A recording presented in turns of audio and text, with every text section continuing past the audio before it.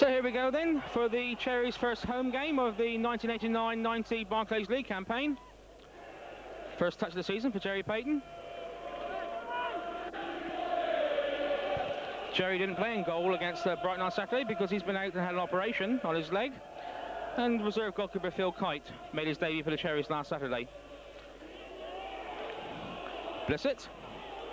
Still Luther Blissett. And that's gone for a corner kick.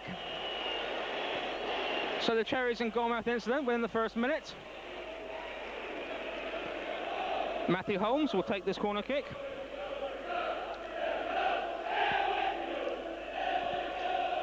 Paul Molden comes short. Holmes' cross. Blissett. And that's another corner. So early pressure here then from the home side. This time Gavin Peacock with the corner. Heads are up. And a chance for Albion to break. Good run here. But a fine challenge by Sean Teal. A late challenge on Sean Teal, and Mr. Wiseman is going to have to do some sorting out early on in the game. It's Colin West who's the culprit. And it looks like he's going to find himself into referee Roger Wiseman's notebook. So just 2 minutes gone, and the first booking of the game.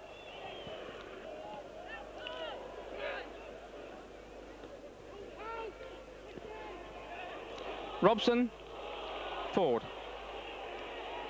Crosses in.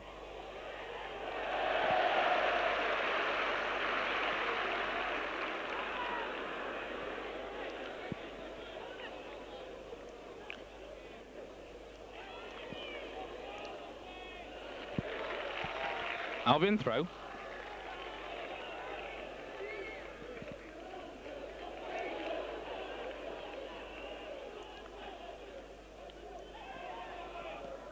Bradley's cross. Good challenge by Teal.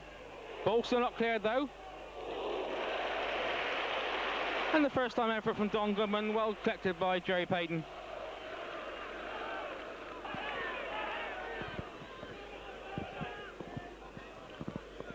Cherries captain Mark Newsom will take this.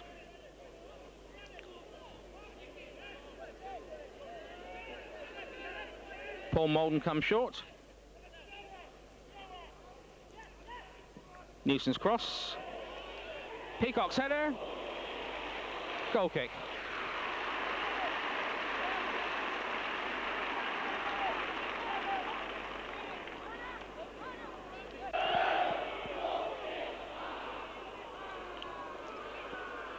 Teal's clearance to Molden.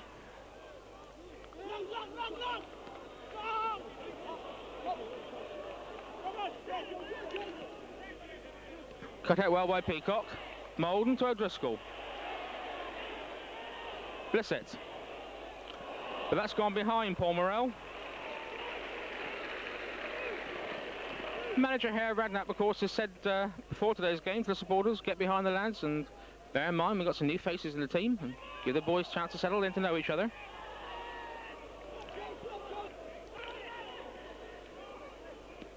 O'Driscoll in well with the challenge.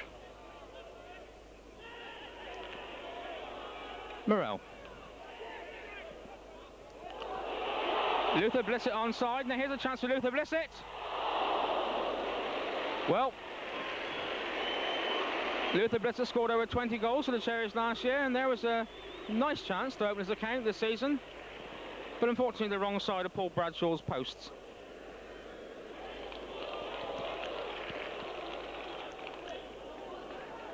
Bradley. North. Good play by Gavin Peacock. Stacey North. And George Lawrence now to Molden. Once again, good covering by the Albion defence. This time Darren Bradley was in there first.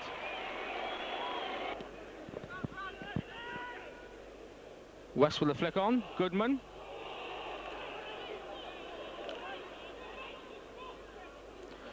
Tried to get the ball through to Colin Anderson, but Newsom was alert to it. Then wins the throw in.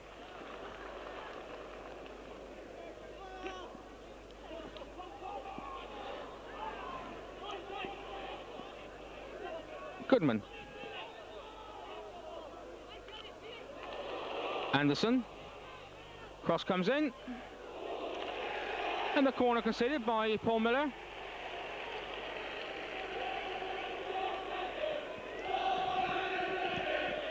So now it's the chance for West Bromwich Albion to have their first corner of the game. Number 7, Tony Ford, the man to take it. Chris White near post.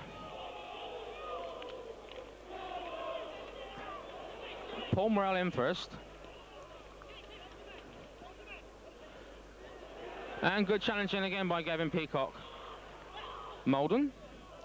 Nicely inside to Luther Blissett. No foul given. Peacock, nice ball to Paul Molden again. Molden into Blissett. Waiting for the return. Shoots. Molden. Goal! Paul Molden has opened AFC Bournemouth's account here at Dean Court. The ball coming in from number 11, Luther Blissett, taking a slight deflection. And there was the Cherries number 8, scoring his first goal for the club here at Dean Court. 15 minutes gone then. AFC Bournemouth 1, West Bromwich Albion 0.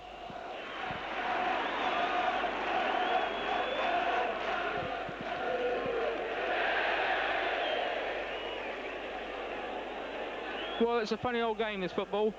Less than 12 months ago, Paul Molden was in a Manchester City shirt, scoring the only goal of the game against AFC Bournemouth. And tonight is the hero. Robson. In for manager Brian Talbot tonight, Gary Robson. Brother, of course, of England captain Brian Robson.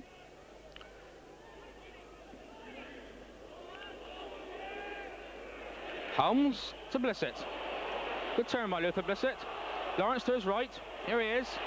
And no chance for George Lawrence to use his pace. Newsom to his right. He goes inside. Well, his effort was to hit a couple of West Bromwich Albion defenders, which took some momentum off the shot. But again, some good enterprising play by George Lawrence, going straight for goal. O'Driscoll's clearance. Molden going in, but Bradley there first.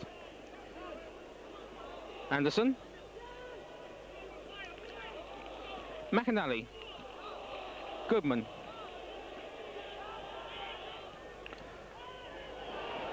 Ford. Robson shot. Straight at Matthew Holmes. Still the ball not cleared. Shot. Away by Miller.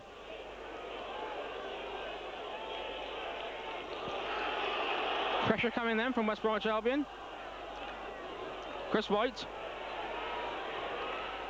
Plays a 1-2. Still Chris White. Still Chris White. Here's a chance for Albion. Ball still not away. Mayhem in the Bournemouth defence. White. Goal kick.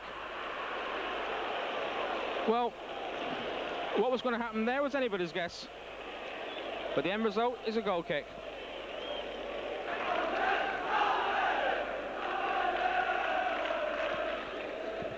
Talking to West Bromwich Albion manager Brian Talbot before the game, he felt that when they lost 3-0 at home to Sheffield United on Saturday, that United took their chances and Albion didn't. And there certainly was an example of that. Molden.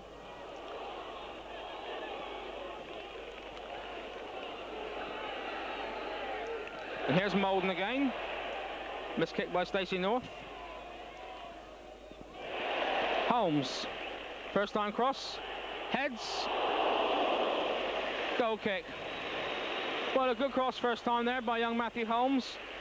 George Lawrence and Luther Blissett going in together. Blissett made the header, but I think also his teammate George Lawrence made a connection with him as well. And at the moment, Luther's lying by the penalty spot. Not too happy with life.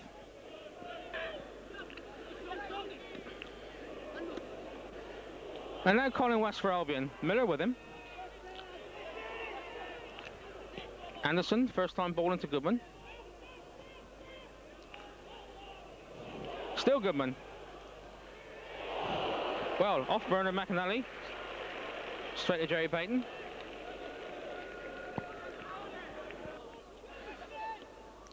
West to Anderson, but O'Driscoll there. Molden headed away by Bradshaw.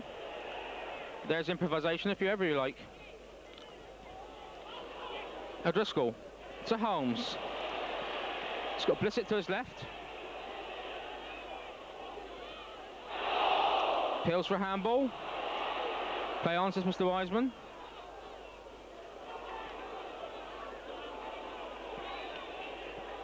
Goodman to Ford. Gets his cross in. Header West. Superb save by Jerry Payton. What a fine move by West Bromwich Albion. The ball coming down the right. Superb header by Colin West. And Jerry Payton bringing what has to be said an international class save there. Reflex action down by his near post. So about 5 minutes to go to half time then. And West Brom still on the attack.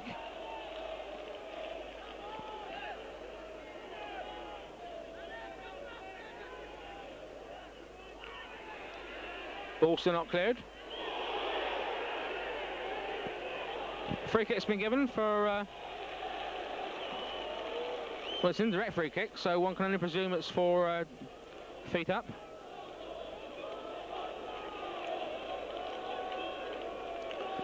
So the free kick to be taken in a dangerous position for the home side, just inside the penalty area. Referee Wiseman trying to get the wall back 10 yards. So a good chance here for Albion to get back on level terms.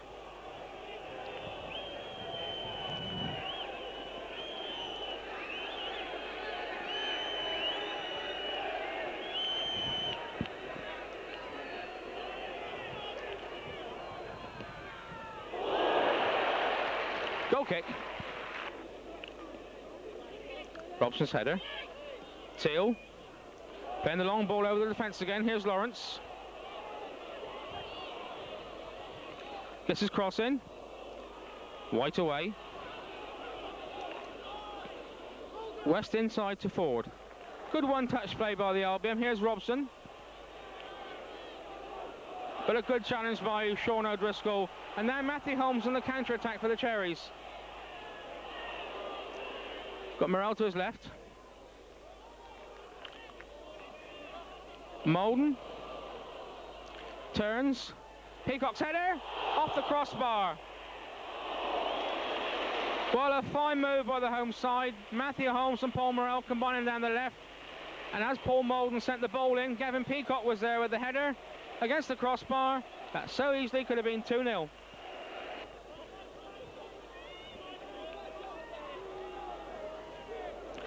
Good dummy by Chris White.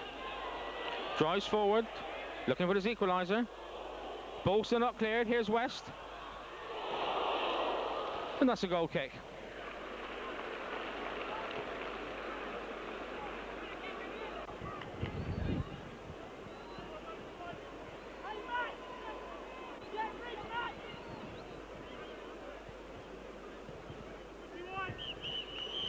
So there goes the half-time whistle. The half-time whistle then blown by Roger Wiseman of Bournemouth. The first half, which saw the Cherries start off very brightly in the first quarter of an hour and take the lead through number 8, Paul Molden. But as the game gradually went on, West Bromwich Albion came further and further back into the game, and unlucky on more than one occasion, and Jerry Payton, at about 35 minutes gone, pulled off a tremendous save from Colin West. So there we are then, the half-time score. AFC Bournemouth 1, West Bromwich Albion 0. Second half. The man who scored the goal that separates the two sides gets us away, Paul Molden.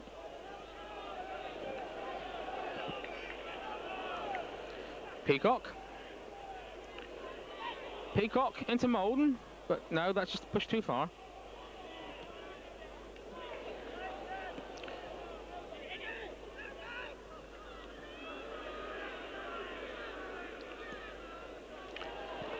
And now here's Don Goodman. Edge of the Bournemouth penalty area. But interception well by Peacock. Blissett to Lawrence. Molden onside. Now Paul Molden. It's got Blissett and Peacock in the middle. Well, good cross from Paul Molden. Stacey North had to be alert to that one. If he'd have missed it, I'm sure Luther wouldn't.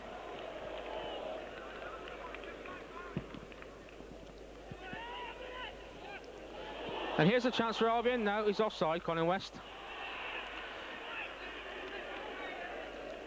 Well, a good flick on nevertheless, though, by Don Goodman. Ford's header. Teal to Holmes. Matthew Holmes beats one challenge, but not the second one, but wins the throw in. Good persistence then from the Cherries number 10, Matthew Holmes. Playing only his 6th game of his league career. He's still continuing to impress. Peacock, Gavin Peacock. His father, of course, Keith, is manager of new league members, Maidstone United. O'Driscoll looking for Blissett, but the flag up for offside.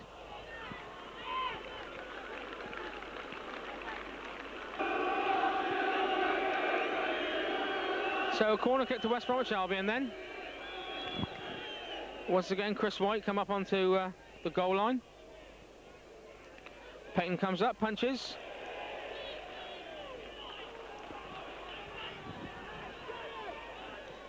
Cross comes in once again. Payton's up.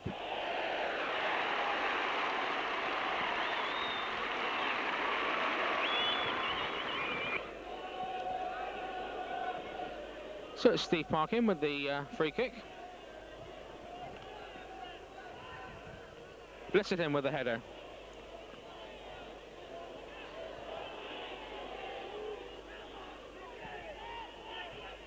Now here's a chance.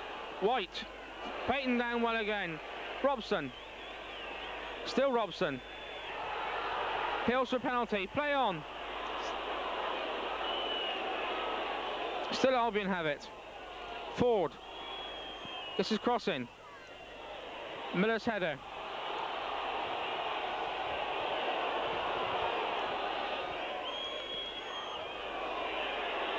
Ford. Good pressure here by West Bromwich. Eventually Blissett gets the challenge in to Lawrence. Now the game's picking up a gear. Well, both sets of supporters have gone very quiet, particularly the home side, but now they cheer up a bit. And that's surely what manager Harry Redknapp means by saying, get behind our side. We need your support.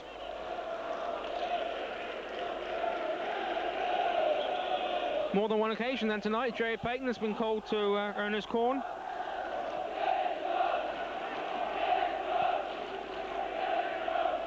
So it's Newsom with the free kick. Lawrence's cross. Morrell.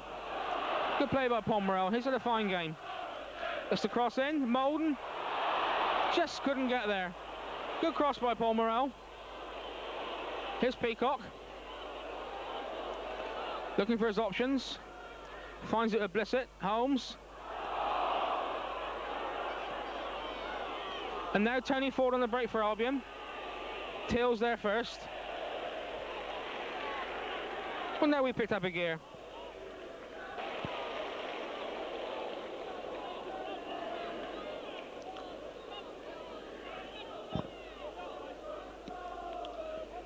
Morrell with a long ball looking for Lawrence. There's a run for Blissett. Now here's Luther Blissett inside the West Brom penalty area. Molden over the far side. But the ball wouldn't come to him. Play stops while we have a substitution then. West Bromwich Albion are going to make it. And the man going off will be number 9, Colin West. Which probably means that number 12, John Thomas, will come on.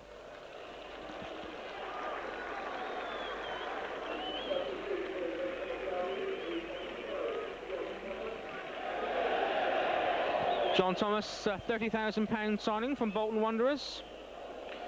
Takes his place up front with Don Goodman.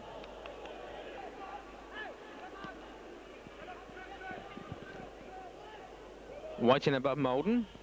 But O'Driscoll nicely to George Lawrence.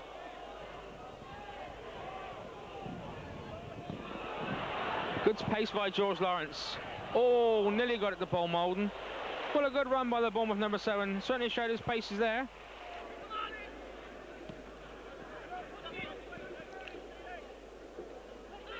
Matthew Holmes. Morrell to his left. Here he is. Blissett. Away by North. Morrell back to Teal.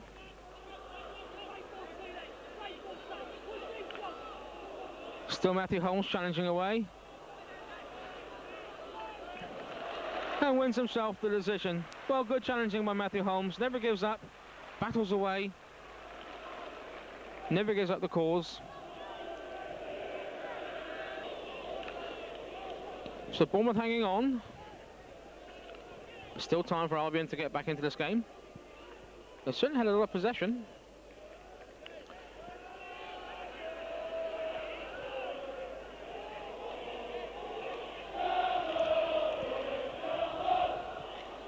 Goodman's cross.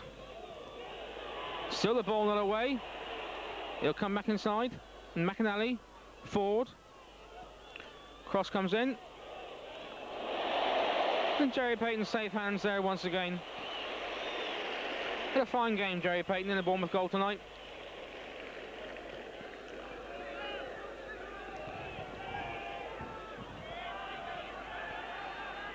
So about 5 minutes to go then. Here comes the corner. White's header. Shot. Off the line. Payton down well. And goal scorer Luther Blissett turns goal saver. Well, West Brom have done everything but score so far tonight, and manager Brian Towett must wonder what they've got to do to score. Away by Newson. Now Lawrence. Peacock fouled. Well, another good kick by Jerry Payton. Here come Albion through Tony Ford. Goodman. Here's a chance. Goodman. Once again, Payton down bravely. Well, a look at the ball certainly came off Don Goodman. Mr. Wiseman's given the corner. Incensed the Bournemouth supporters behind the goal. So another Albion corner. And this time it's in the net. It is a goal. It's a goal to West Bromwich Albion. The clearance rebounded off from the Bournemouth forward line. And it was number 8, Don Goodman, who the ball came off. And Albion are level. Literally in the last 3 or 4 minutes. And if you were honest, you'd have to say they probably deserve that on the possession they've had in the game so far. It wasn't.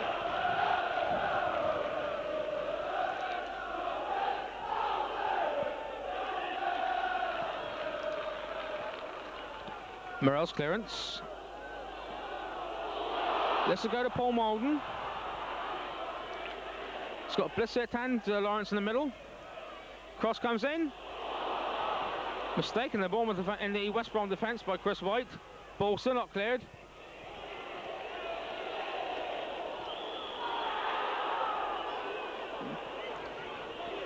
And a decision's been given. The free kick to West Brom. So according to my watch, the 90 minutes are up. AFC Bournemouth 1, West Bromwich Albion 1. So we're playing any time added on now by Mr. Wiseman. Blissett. Holmes. Got Lawrence inside him. Holmes gets his cross in. Molden. Peacock. Handball.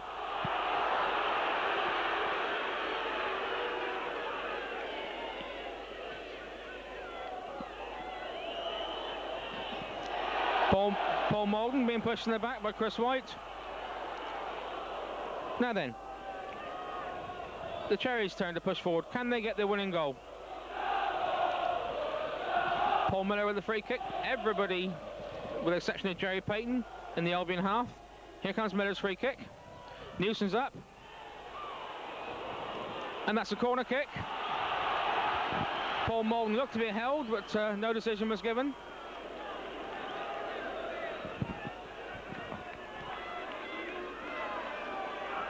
So Matthew Holmes will take this corner kick. Goalmouth is crowded. Newson's in. And Bradshaw's down well.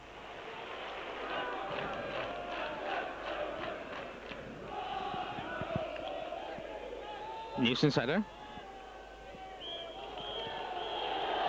So Roger Wiseman then of Bournemouth in Hertfordshire has blown the final whistle. Honours are even. Because here at Dean Court tonight, AFC Bournemouth and West Bromwich Albion have drawn 1 goal apiece. It was Paul Molden making his home league debut for the Cherries, who put the home side in front after 15 minutes. And then, somewhat controversially, West Bromwich Albion got on level terms within the last 3 or 4 minutes. And it was their number 8, Don Goodman, who the ball came off to go into the net. Home fans claiming the corner kick that was given, in actual fact, should have been a goal kick. But nevertheless, the score stands, and it's a final scoreline here at Dean Court of AFC Bournemouth 1, West Bromwich Albion 1. With me now is manager Harry Redknapp's first close season signing, and that's AFC Bournemouth number 8, Paul Molden. Paul, first of all, welcome. Thank you. Been an interesting 2 or 3 days, really. Saturday at Brighton, hit the woodwork 3 times, and tonight it came good. That's right, yeah. Like I said, with Brighton hit the woodwork 3 times. I thought I'd never score for Bournemouth, but tonight, funnily enough, it was an easier chance than all 3 of them I had on Saturday. And I just went in. Started off very bright tonight, first quarter an hour, everything was going nicely. That's right, same as Saturday. We had 20 minutes Saturday, and like I say, quarter of an hour tonight, and we did really well, that's right. 5 new faces in the team. I know Phil didn't play tonight, but it must take a bit of time, obviously, to settle in the side. Of course it does. I think, like I say, first, like we're looking like first 10 games, like hold it tight first 10 games, and then see what we can do from there. Is it too early in the day yet to make comparisons between Manchester City and AFC Bournemouth? Well, I was just thinking, like, you know, we've all gone in sad face, like, but this time last season, like, City hadn't won a game. The first 5 games, we'd only got 1 point, so, you know, like, we're still in there, I think, you know. Just take us through the game tonight. I thought first quarter hour very bright, and then Albion came more into it. Did you think they deserved the point at the end? Well, I think they did, because I don't think we played second half. Like I say, I don't know, we didn't pass the ball second half. We just give it away all the time. So I think they deserved the point. But after saying that, we're so like disappointed.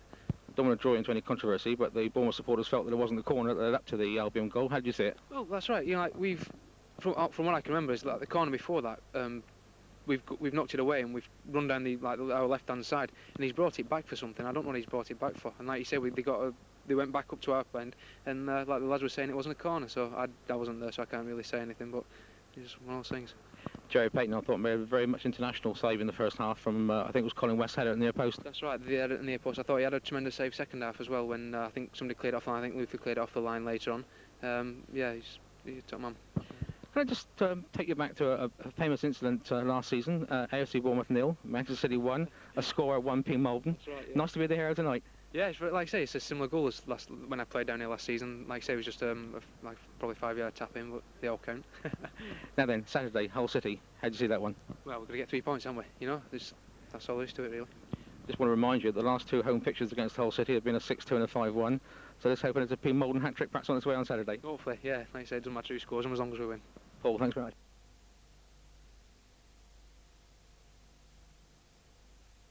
AFC Bournemouth's 3rd fixture this season. Started the season last Saturday with a 2-1 defeat away at Brighton and Hove Albion.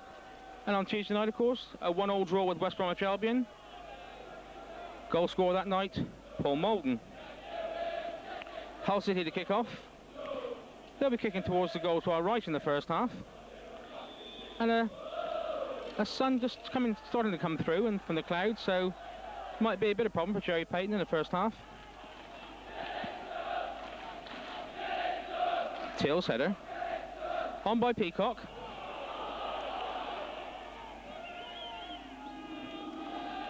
And the first touch of the game for Ian Hesford.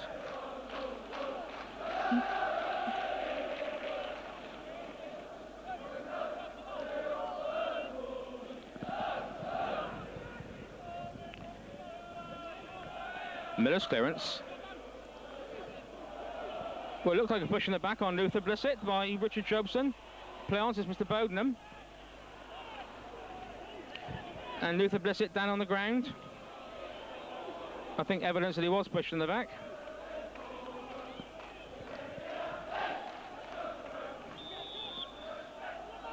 And the referee stops play so that Luther Blissett can receive some attention.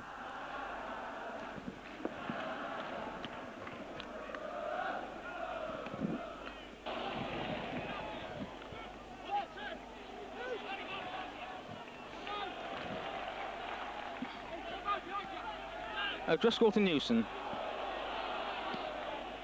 A nice ball by Newson for looking for Peacock, and it could be an own goal. It's a goal to AFC Bournemouth. An own goal by Peter Swan. A fine through ball hit by captain Mark Newson. Gavin Peacock ran onto it, and Peter Swan, the former Leeds United player, tried to get the ball back to Ian Hesford, but his goalkeeper was coming out, and all he succeeded in doing was putting it over his head. So there we are then, just 3 minutes gone, and the Cherries are ahead. AFC Bournemouth 1, Hull City 0.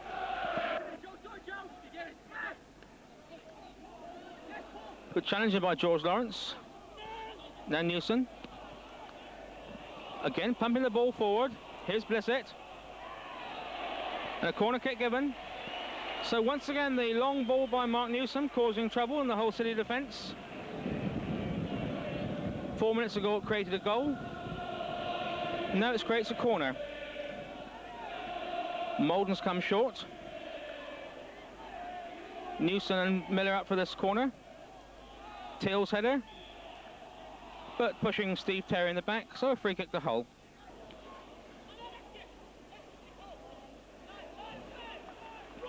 Well, good play between Paul Miller and Sean O'Driscoll. And Newson this time finding Gavin Peacock. Blissett to Lawrence. Early cross from Lawrence. Gavin Peacock in space.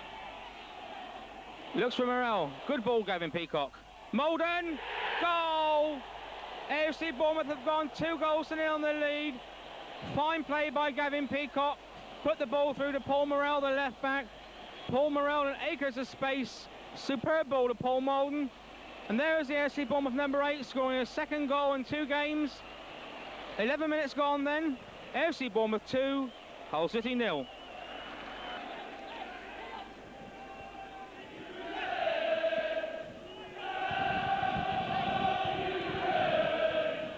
Molden, Terry with him. Good play, Lawrence. Still Lawrence. Blissett.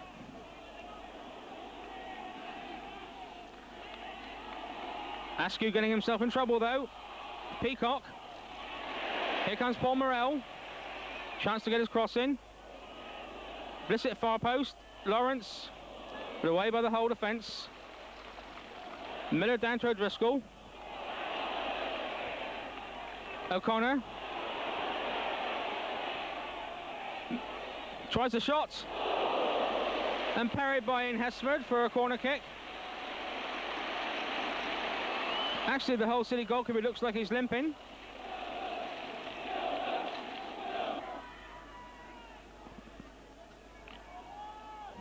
McParland. But away by Gavin Peacock.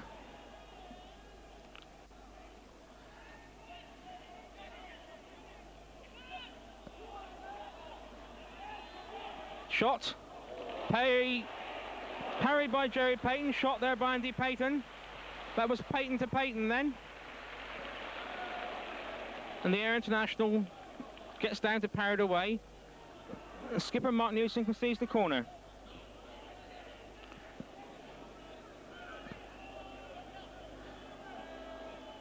So it's going to be Billy Askew with this corner for Hull City. Miller up well.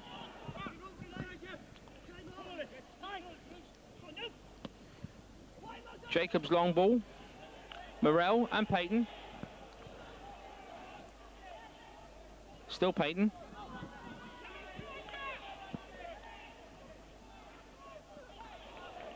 Gavin Peacock. Paul Molden. And Peacock looking with a superb ball to George Lawrence. Just over hit. Well, Gavin Peacock has certainly settled in well into the AFC Bournemouth side. Only his 3rd game so far, but certainly finding his feet.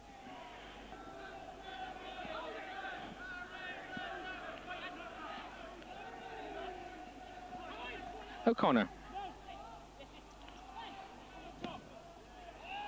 Miller finds Molden. O'Connor. Here's O'Connor again. Not being challenged by the whole defence. Still O'Connor. Just over the top. Good play, Mark O'Connor. Well, the whole defence never came to meet him, so it set him up with a bit of time, and his left-footed effort just over Ian Hesford's crossbar. Thompson. Doyle. McParland. And the challenge by Paul Miller there took the sting out of McParland's effort.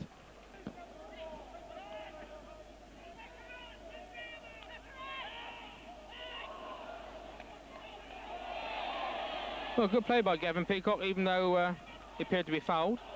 Blissett, Molden, and now on to Mark O'Connor. Fine play from the home side. O'Connor's got Murray against him. Here comes the cross. Blissett, Molden, goal! Luther Blissett has scored for AFC Bournemouth. Coming up to 29 minutes played in the first half, and the man who scored 4 goals against Hull City on his home debut for the Cherries last season has opened his account for this season. Cross coming in from Mark O'Connor. Blissett went there for the header. It appeared that Paul Molden was going to get to him, but he didn't get it, and the ball went in the net. So there we are then, 29 minutes gone, AFC Bournemouth 3, Hull City 0.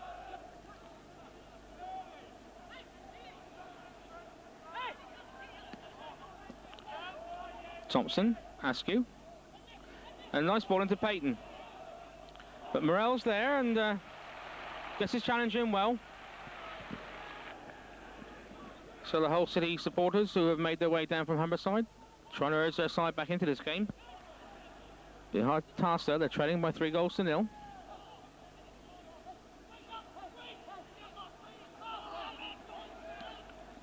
Askew.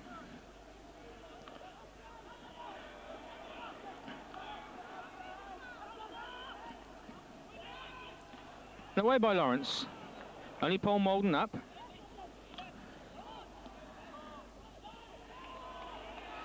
Sean Till with plenty of time. Looking for Luther Blissett, who's onside. Fine ball by Sean Till. Here's Blissett. Tries the chip. And headed off the line. Well, fine play once again by Luther Blissett. And it was Richard Jobson who cleared off the line. Otherwise, that was going to be number 4. Very skillful chip by the Bournemouth number 11. Newson, Peacock onside. Now here's a chance for Gavin Peacock. It's got Molden in the middle. Here's Molden. And that is number 4. Gavin Peacock, the creator once again. The ball from Mark Newsom. Gavin Peacock made a superb run down the right-hand side. And there is Paul Molden right inside the 6-yard box, scoring his 2nd goal of the game. AFC Bournemouth 4, Hull City 0. Well, when we interviewed Paul Molden after the West Bromwich Albion game on Tuesday, I suggested he might score a hat-trick, and he's now only 1 goal away from it.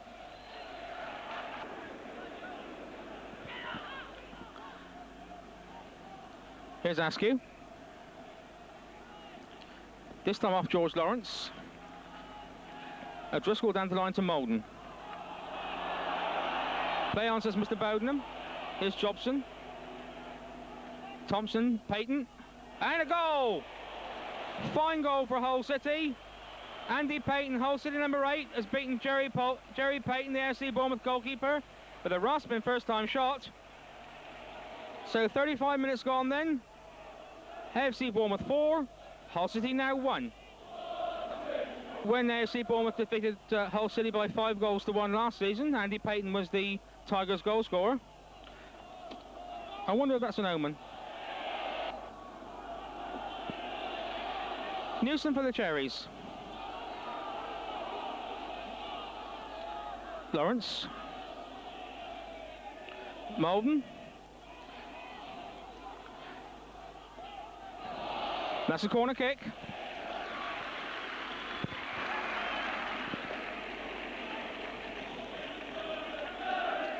So the corner kick to be taken by Mark O'Connor. Paul Molden's near post. Both Sean Teal and Paul Miller up for this corner kick, as is Mark Newson. Here comes the corner. Lawrence's header. Blissett! Just couldn't get in there. What a good flick on by George Lawrence. Had the whole defence in all sorts of trouble again. Newson, O'Driscoll. Miller. Way by Jacobs.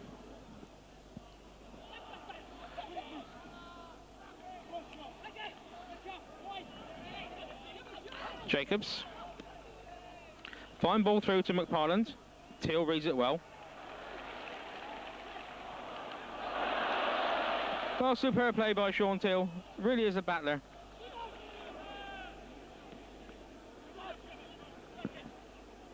Molden. Richard Jobson climbing all over Paul Molden. He certainly has caused a lot of problems in the Hull City defence. Now here's Lawrence. Newson to his right. Doesn't use him. Tries to get the cross in. Well, it was a cross cam shot because Ian Hesford had to tip it over the crossbar. So 5 minutes to go to half-time then. AFC Bournemouth lead by 4-1. And a corner to be taken on the Cherries left by number 10, Mark O'Connor.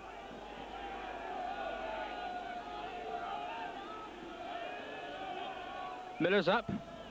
This will run to Morell. Ball back in again. Newson. I beg your pardon, it's Paul Molden.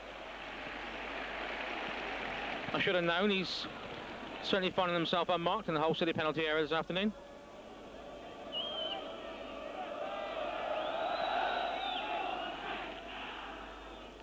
O'Driscoll down to Molden. And a fine ball by Newson. Sean O'Driscoll onside. Once again, the Hull City defence caught out. Now then, O'Driscoll, can he get his cross in? Lawrence. Goal kick. Molden. Askew. And Sean Teal calmly back to Jerry Payton. What a fine first half of the Bournemouth number 4 side. There again, so there's the rest of his teammates. Leading Hull City by 4-1.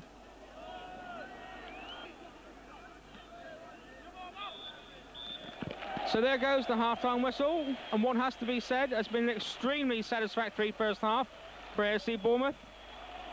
Just going in at half-time, they lead Hull City by 4-1. Hull City number 4, Peter Swan, started the goal movement with an own goal.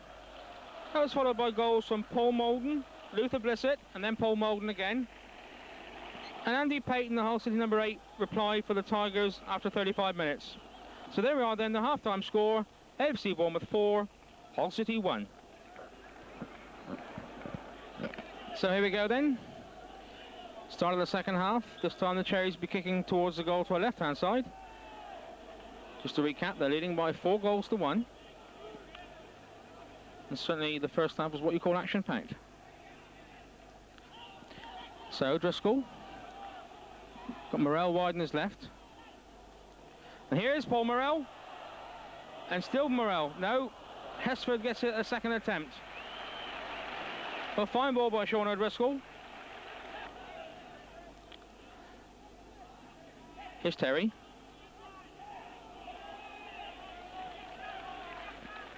To recap on that, that's Peter Swan, the number 4 in goal for Hull City. Ian Hesford not taking the pitch in the second half. And number 14, Nicky Brown, taking the place of Peter Swan.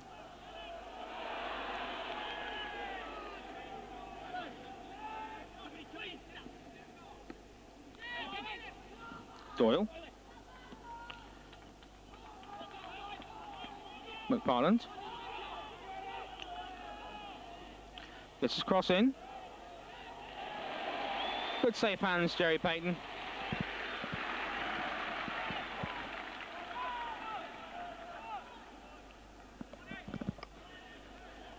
Mark Newson. Both Molden and Blissett making runs down the right.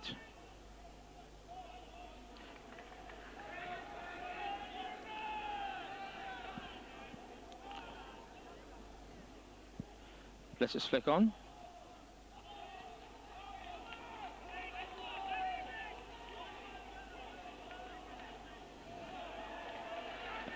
That's a Bournemouth throw. Blissett. That'll be a corner kick. Good battling by Luther Blissett. So an early test coming for Peter Swan then in the Hull City goal. Paul Molden on the near post. Till, Miller and Newson up again for the Cherries. So here's O'Connor's corner. Lawrence's header. Terry away, only as far as O'Connor though.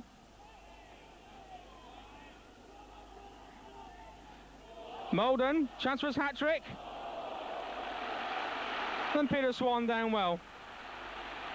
But a good chance for Paul Molden there to get his hat-trick for today, but the Hull reserve goalkeeper did his stuff. Lawrence with a head on.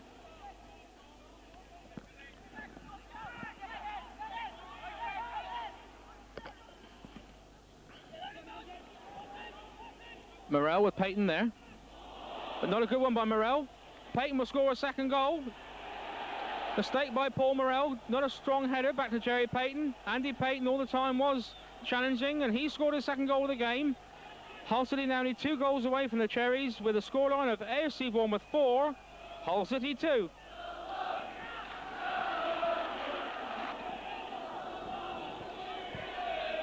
Well, all of a sudden the Tigers see a ray of hope out of this game. Trail for long periods. Still behind, of course, but who knows what will happen if they get a third goal. Foul by Sean O'Driscoll.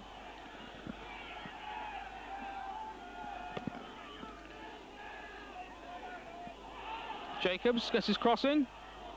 Across the face of the Bournemouth goal. Payton. Brown. Newson's clearance. Jobson gets it back. Newson with a fine long ball. Luther Blissett's onside. Now then, will AFC Bournemouth score their 5th? Yes, they have. Luther Blissett has scored his second goal of the game. AFC Bournemouth has scored their 5th. Once again, a fine through ball by captain Mark Newsom. Luther Blissett, who scored 4 goals against Hull City the last time they met, has now scored 2. And it's AFC Bournemouth 5, Hull City 2.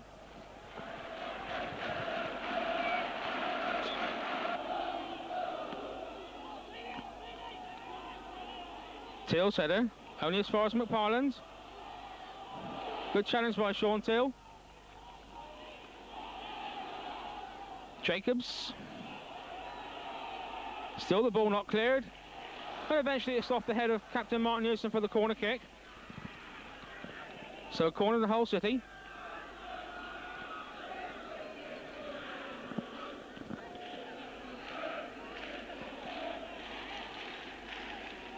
So once again, Billy Askew with the corner kick.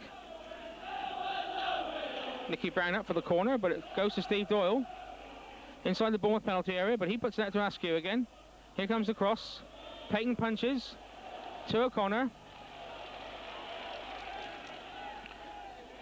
Jacobs. Brown.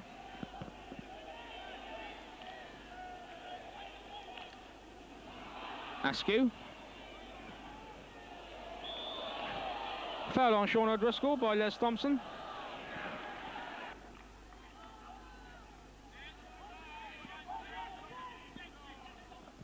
Doyle. Payton. And now across to Nicky Brown. Acres of space in the Bournemouth right, or the Bournemouth left rather, Hull right. Still Brown. And a goal. This time an own goal off Paul Morrell. So AFC Bournemouth 5, Hull City 3 now. And an own goal for either side, this time Paul Morrell for the Cherries. Nicky Brown did the good work down the right, and as this cross came in, it deflected off Paul Morrell to give Hull City their 3rd goal.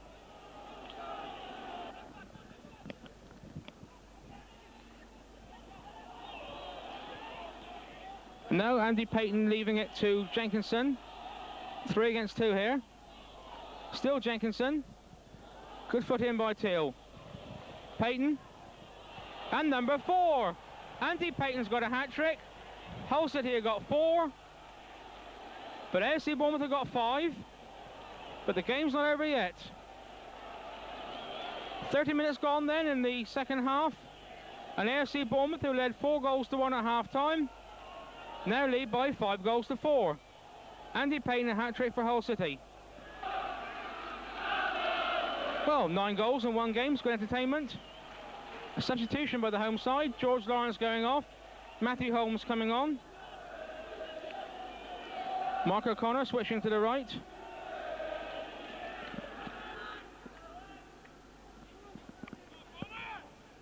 Molden and Brown. Now Morel.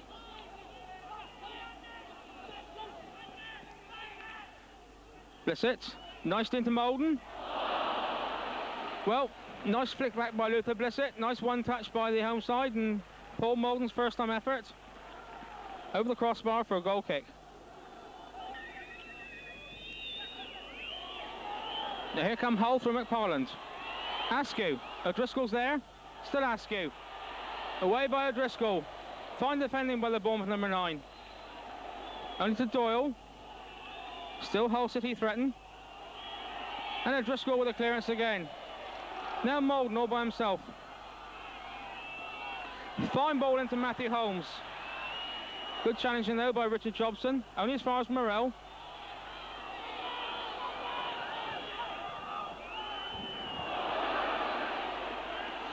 And now Morel. Molden and Blissett in the box. Away by Jacobs. And Murray's free clearance going straight into touch. So according to my watch, the 45 minutes are up. So we're just playing on any time now that Martin Bodenham adds on for stoppages. And there it is. AFC Bournemouth have got their first victory of the season in their 3rd match, because here at Dean Court this afternoon they've defeated Hull City in a match full of goals and incident by 5 goals to 4. Just running through those goal scores. For the home side we had 2 goals for Luther Blissett, 2 goals for Paul Molden, and a Peter Swan own goal. And Hull City had a hat-trick from Andy Payton and an own goal by Paul Morel. So there we are again, 9 goals in the game. The Cherries the victors. AFC Bournemouth 5, Hull City 4. Well, on Tuesday night we happened to get with us Paul Molden, and I'm pleased to say we have another new face here at Dean Court this year with me today, and that's Gavin Peacock. Gavin, first of all, that 9 goals was not a bad game. Yeah, I would have thought it would be good entertainment for the crowd. 4-1 at half time, you must have thought pretty well you're home and dry then. Yeah, I think that was the problem. We came out into the second half and we sat back a bit too much, and that allowed them to get back into the game. We were lucky that Luther scored that one, which sort of won the game for us in the end. But we produced enough to show that we'll be good this year if we can iron out those problems. Now, the first 4 goals, a certain person was in all hand in 3 of them. How did you see those, Gavin? The first one, I think, was a long ball from Mark Newson, and I ran from midfield and I put pressure on the defender, and he just nicked it over the goalkeeper's head. What was the second one like? The second one, she passed to Paul Morel, and Paul passed the ball across. Right, yeah, it was knocked out of the box. I just controlled it, cut it back inside for Paul, and he clipped it across, and Paul Molden knocked it in. The next one we've got was that when I would have won it? Yeah, that was the 4. That's right. You went through midfield and passed the ball through. Up. It was a bit of interplay, and again knocked in. And then what have we got next? So many goals, it's hard to remember them all, isn't it, today? Yeah, I know. Can I just ask you how you settled in at Bournemouth now, coming from Gillingham? Yeah, it's obviously, you know, it's difficult at first coming to a new club, but the lads are tremendous. They really make you feel welcome. Got a good coaching staff.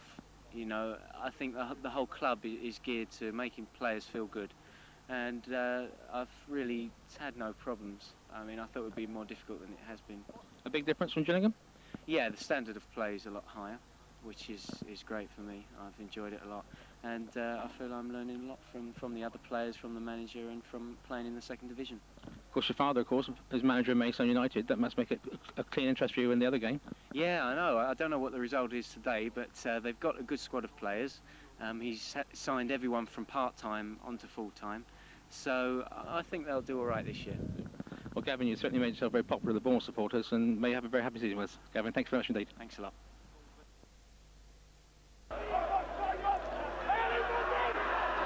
Paul Morrell. Next is 242nd AFC Bournemouth appearance today, which is the same as Sean O'Driscoll. It's a foul, pushing it back on George Lawrence by Kevin Dillon. Anyway, just having a quiet word.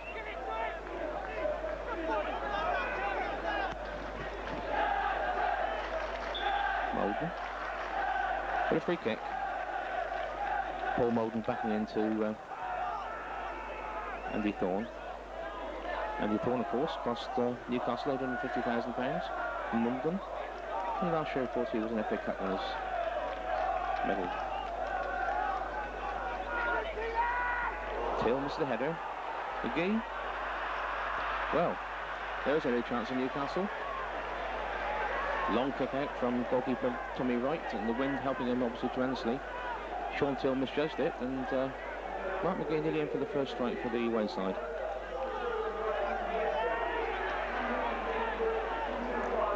McGee. Quinn to his right. Now here's Mick Quinn with a chance. Shoots. Goal!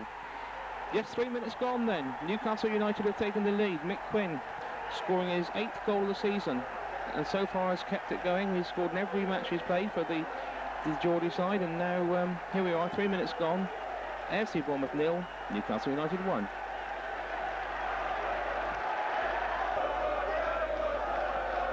Francis flick on. Now here's Luther Blissett. Nice play by Luther Blissett on the Bournemouth left. It's past 2 men inside the penalty area. Oh, well, unlucky ricochet off the Newcastle defender.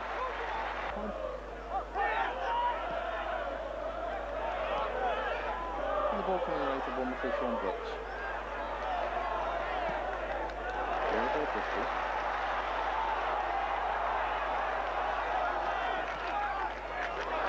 Looking for Molden. And that's a comfortable catch for Tommy Wright.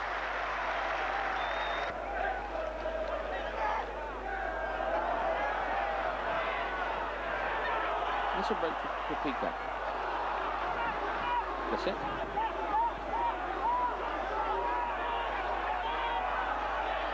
Molden tries to turn his defender, but Newcastle get it away.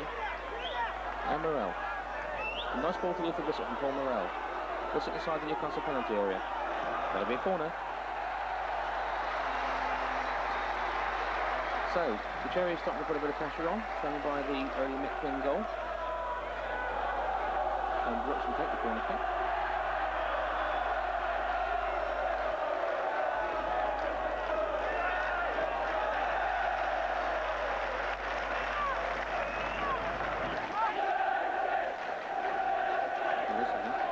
Brooks. Nicely playing for Sean O'Driscoll. Peacock. Good turn. Shearer. A little better play by the home side.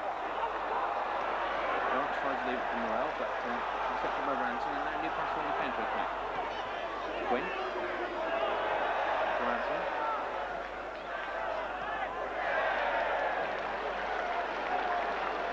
That's Newcastle's play.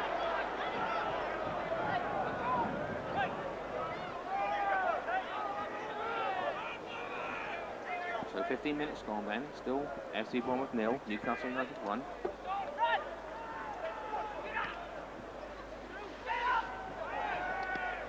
Gallagher gets his cross in. Oh, mistake by Miller. Gets it away at second attempt. So Sean Brooks with the free kick. So Shearer. Well, good job Newcastle for the header there, because Shearer was coming in very nicely. Shearer, of course, scored the Cherries goal at Newcastle at Ipswich last Saturday in a 1-1 draw. A fine cross by Gavin Peacock. Brooks. And Robertson away. So they'll be at the corner. And Brooks comes across to take it. Drops to Molden. Brooks' his cross. Header down, Till, Miller, Molden, goal! AFC Bournemouth are level. Paul Molden has struck again to score his 5th goal of the season. And AFC Bournemouth, after 25 minutes play, are back on level terms. Ball coming across from Sean Brooks, the header down by Till to Miller. And there is Paul Molden doing what he does best, putting it in the back of the net. So AFC Bournemouth 1, Newcastle United 1.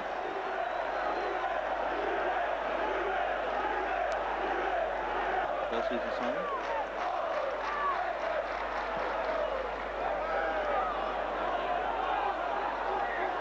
Header.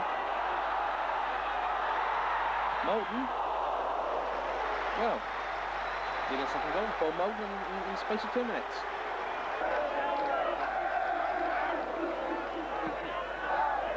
Cross comes in. Lawrence is up. Shearer. Morel. And that's no trouble for us anymore. So the squad up for this corner kick. Comes the cross, and away. And a fine shot by Mark Stimpson. Jerry Payton down well. And a good effort from the Newcastle left back. It's very beaten by 4. Here's Morel. And now a nice ball to John Gallagher. Gallagher going down the Newcastle right. Till with him. And that's a goal kick. Well, fine covering there by Sean Till. He was 3 or 4 yards behind the Newcastle winger when he received that ball. Here's Quinn. Well, good shot, Mick Quinn. Good save, Jerry Payton. Well, that's what Mickey Quinn is good at. Anything around the edge of the penalty area. He's quite lethal from there, as he demonstrated when he struck home Newcastle's first goal. So the corner kick went to Newcastle. It's Mark Stimpson with it.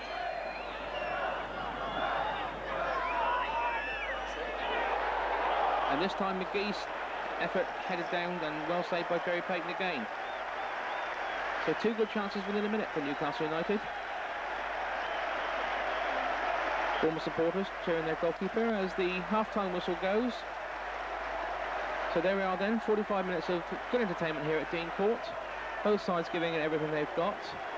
Blustery conditions, but after Mick Quinn had given Newcastle the lead after 3 minutes, it was Paul Molden who put Bournemouth back on level terms after 26 minutes. So there we are, the half-time score then. AFC Bournemouth 1, Newcastle United 1. Right, so here we go then. Second half, and this time Newcastle will be facing the blustery conditions, and let's see whether the home side can take advantage of that.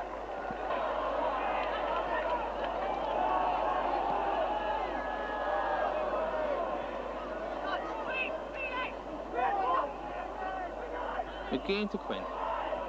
Another good one by Mick Quinn.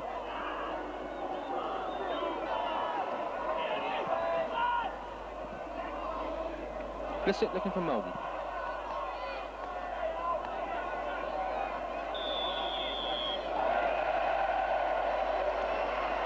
And the free kick given.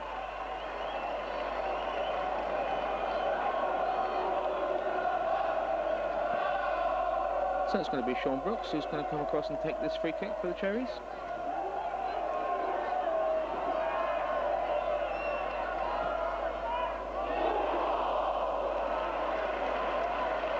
Well, Luther Blissett tried the near post header. And the end result was a goal kick. Faraday. McGee into Quinn. Quinn not quite reaching it. Intercepted by Paul Morel. Brooks. Brooks with a fine ball to Molden. Molden shoots. Just past Tommy Wright's right-hand post. Well, a good move by the home side. A good ball by Sean Brooks. Paul Molden took the decision to hit it first time. Just past the post. Shearer the winner. And a fine cross for the ball to Lawrence. Lawrence to Morel. Here's George Lawrence. Peacock. Morel's cross. Looking for Lawrence again. And a good take by Tommy Wright. Took a bit of a knock there from George Lawrence in that collision. Andy Thorne's got something to say about it to Mr. Ellery. But the free kick already has been given.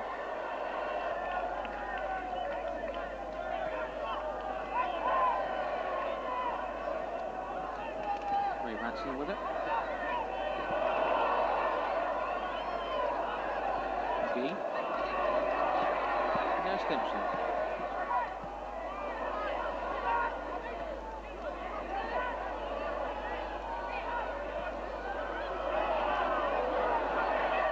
Peacock to Blissett.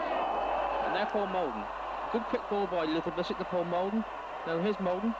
Scott with him. Still Molden. Chips. Goal! Well, Paul Molden has scored one of the finest individual goals I've seen at Dean Court for many a season. Took the ball from Luther Blissett inside his own half. Had Newcastle number 5 Kevin Scott with him, and calmly as he went through saw goalkeeper Tommy Wright off his line, and a perfect chip into the far corner of the Newcastle United net. Superb individual goal then by Paul Molden. AFC Bournemouth are taking the lead. It's AFC Bournemouth 2, Newcastle United 1.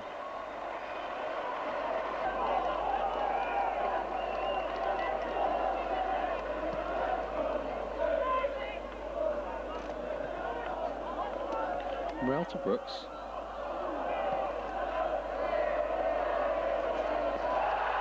Well, I suppose that could be called misjudgment by Tommy Wright, but the end result was a corner. So a chance for the home side then to try and extend their lead. Sean Brooks will take this corner kick.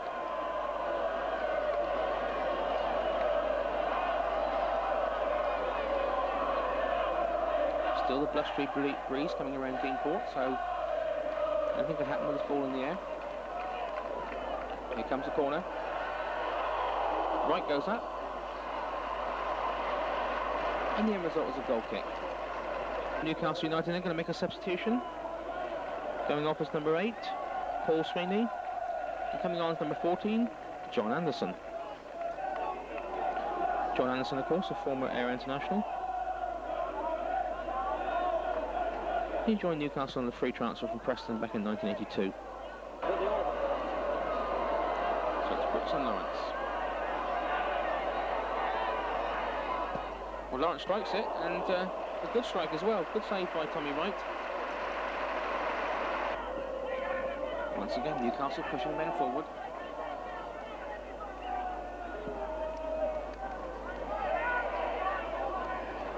There's a chance, header. Well, Mick Quinn's header going straight into Jerry Payton's arms. That's the sort of thing that happens when you push men forward.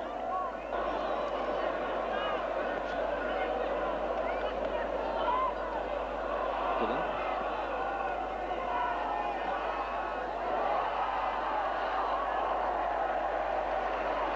Well, Scott and Thorne both up now for Newcastle, and really pushing the big men forward now, trying to get this equaliser.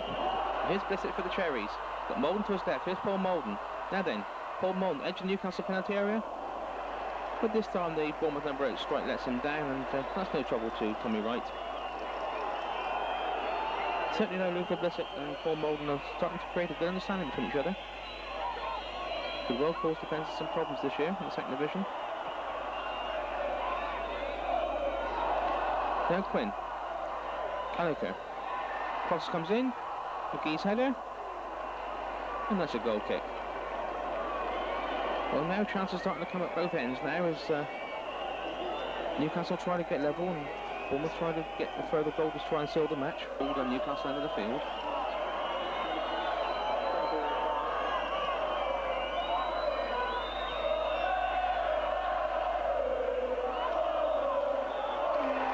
And there goes the final whistle.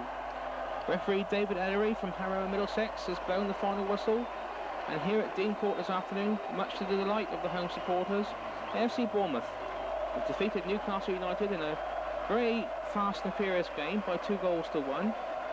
Paul Molden scoring both goals for the home side, taking his total to 6 for the season. Mick Quinn scoring his 8th goal for Newcastle. And in fact, Mick put Newcastle in the lead after 3 minutes, but Molden equalised after 25, and then scored a fine individual goal in the second half to seal victory for the Cherries. So there we are then, AFC Bournemouth 2, Newcastle United 1.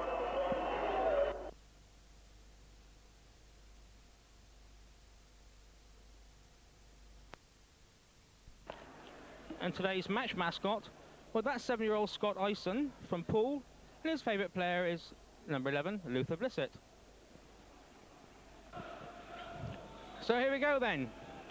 AFC Bournemouth versus Blackburn Rovers. Luther Blissett in action straight away. George Lawrence's cross. Here's Peter Shearer with the header. And that's a goal kick.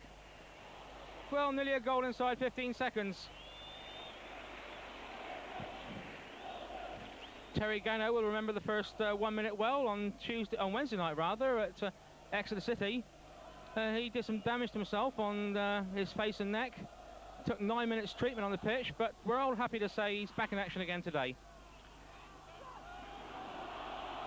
Sully.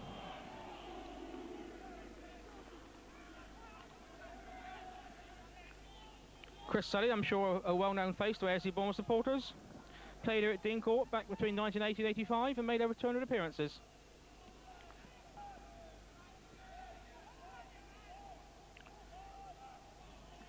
Cross comes in, but that's okay for Phil Kite. Phil Kite in the side today because regular goalkeeper Jerry Payton has got a groin strain.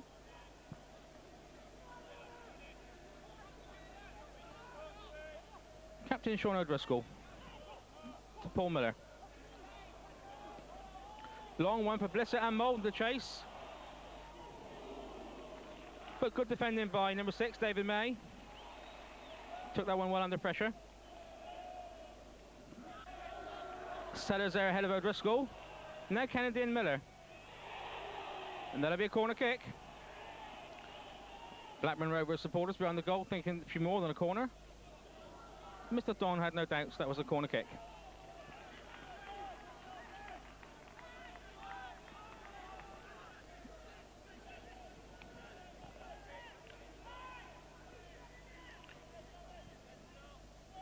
Looking for Stapleton's head. Shot. Well, a fine save by Phil Kite. Again, it was David May with the shot on the volley, and Phil Kite really covered himself with glory there. Sean Brooks finds George Lawrence. But that's gone behind Paul Morrell. Now Teal. Hills are offside, not given. Moulton with a nice ball to George Lawrence. Here's the cross. Shearer again, off the crossbar. Well, what a fine start Peter Shearer's made to the game. Twice in the first 5 minutes he's got in that penalty area. 2 fine headers. The first one just went back for a goal kick, and that one off Terry Gano's crossbar. Teal's clearance. Blissett to Shearer. O'Driscoll. Gavin Peacock making a good run. And it was Nicky Reid, the Blackburn captain, that came across to clear the danger. Good interplay by the home side. And the resultant corner kick to be taken by AFC Bournemouth number 10, Sean Brooks. Plays it short to Moulton. And this time a throw in. Peacock. He's got Miller to his left. Here's Paul Miller. Plays the high ball into the penalty area. Teal's up. So is Gano, who loses it. And Blackburn Rovers concede the corner kick. Well, the home side then being urged on by their supporters. Putting the Blackburn defence under some pressure.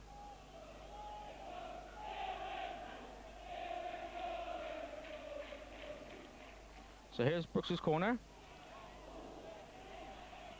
Peacock off a Blackburn defender. Long clearance by Terry Gano.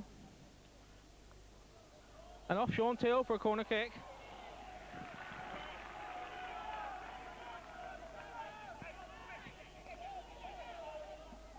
So Bournemouth have just left that Paul Moulton. And Chris Sully and David May left back for the Rovers. Away by Shearer, only as far as Reid.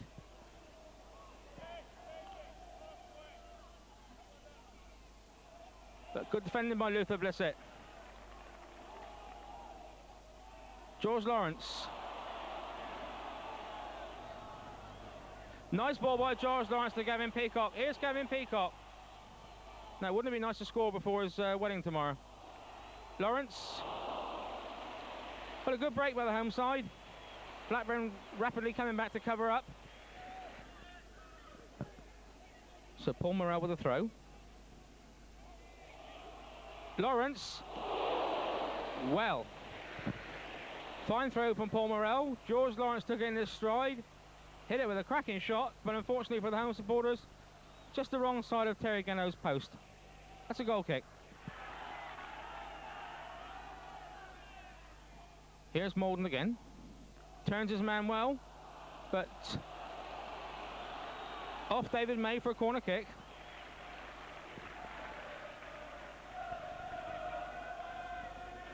So Sean Brooks with the corner kick then. Teal and Miller up for this corner. And a good catch by Terry Gano. And a quick deliverance as well. Now a chance for Blackburn on the break. Scott Sellers. Kennedy to his left. Miller up the middle. Still Sellers.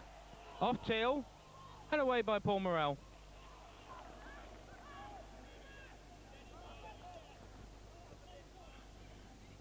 Kennedy. Atkins. Stapleton plays the 1-2. Caught by Paul Morrell, Frank Stapleton. So that'll be a free kick to Blackburn. So Paul Morrell then going to have his name taken by Mr. Don. First caution of the game after 25 minutes. And coinciding with that, it's just started to rain. Atkins with it. Leaves it. Shearer's header. That's a Blackburn throw.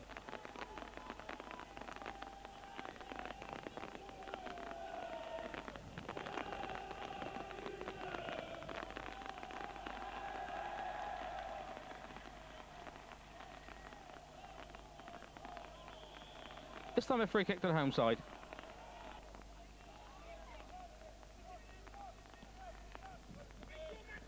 One for Kennedy to chase.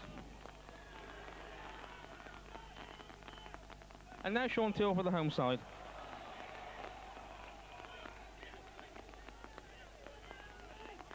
Brooks. To Sean O'Driscoll. Paul Malden. O'Driscoll. That's a Bournemouth throw.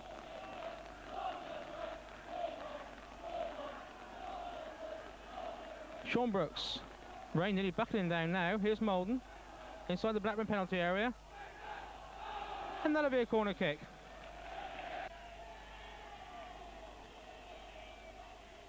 Peacock.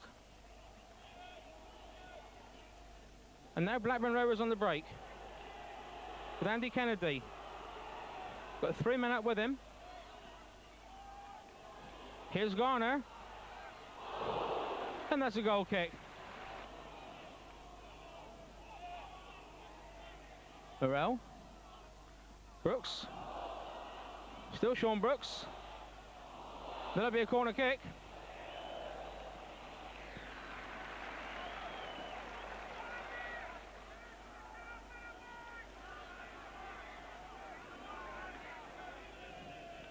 So Sean Brooks will take the corner kick himself.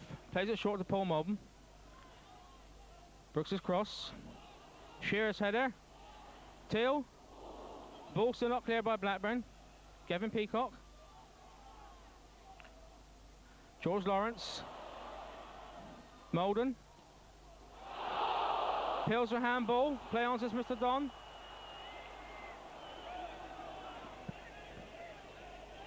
Well, certainly the home supporters don't feel the decisions have gone their way this afternoon so far. Stapleton's header. Kennedy. To Chris Sully. And a long ball down for Scott Sellers.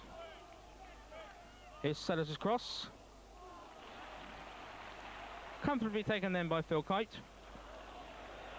And releasing Paul Morrell. Malden's made his run. And here's Blissett.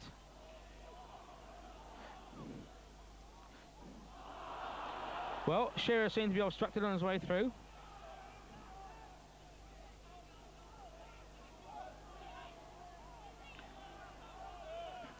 Sellers to Garner. Kennedy onside. Now here's a chance for Andy Kennedy. Goal! Goal to Blackburn Rovers. AFC Bournemouth defence stood still looking for an offside decision. It wasn't coming. And Blackburn Rovers number 7, Andy Kennedy. 32 minutes gone then. AFC Bournemouth 0, Blackburn Rovers 1. Supporters have made their way down from Lancashire then. Very happy with proceedings at the moment.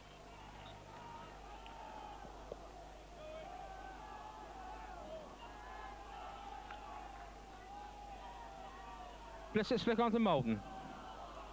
Now then, will the Cherries get back in it before half-time? Trailed by a goal to 0 to Newcastle 2 weeks ago and came back and won the game. So perhaps they can do the same again today.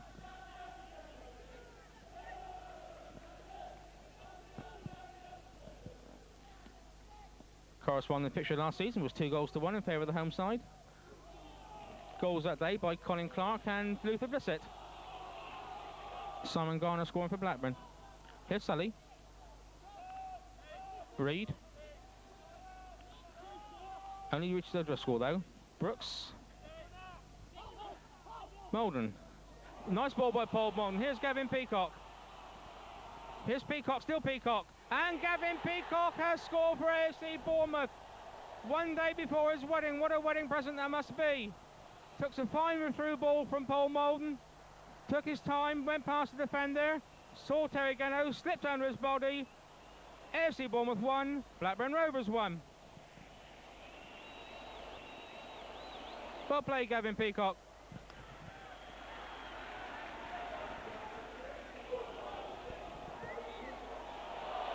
So the Blackburn lead short-lived then.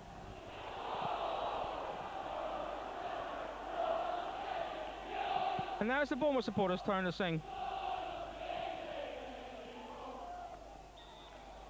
Luther Blissett, fouled in the back.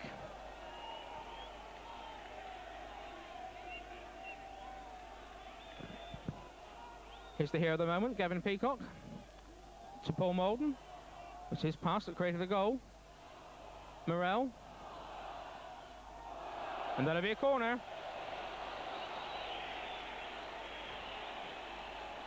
So the home supporters on their feet then. Looking for another goal. Sean Brooks takes the corner. Lawrence's header.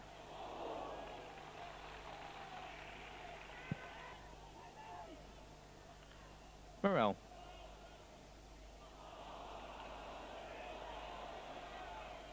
Till looking for his Peacock again. Gavin Peacock. Oh!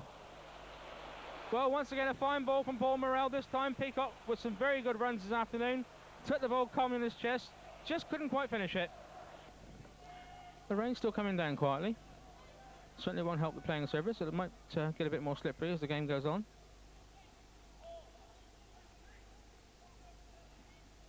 So Morell with a free kick. Shearer up with a header. And Sully to Sellers. But a good challenge by Sean O'Driscoll. Now here's Paul Malden on the break for Bournemouth. Inside the Blackburn penalty area. Crossed the face of the goal. Luther Blissett just couldn't get a touch to it. Well, good challenge by the captain, Sean O'Driscoll. Set up that chance of Paul Malden. And his sensible cross went across the face of the goal. And Luther Blissett just couldn't get there. And still the home side waiting to take this free kick. Brooks and Morell over it. Brooks' shot off the wall, and that's a corner kick. And there goes the half-time whistle then. Mr. Don's blown it right on the 45 minutes. The first half of what has to be said was the most entertaining half. Goal-to-goal action. Goal-mouth-to-goal-mouth action even. And when we look back on the score sheet, it's 1 goal each.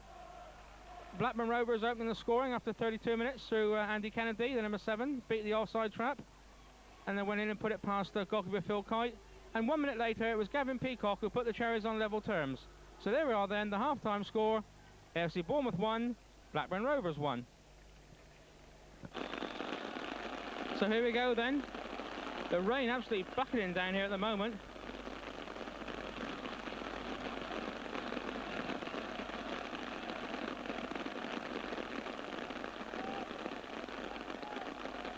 Miller's header.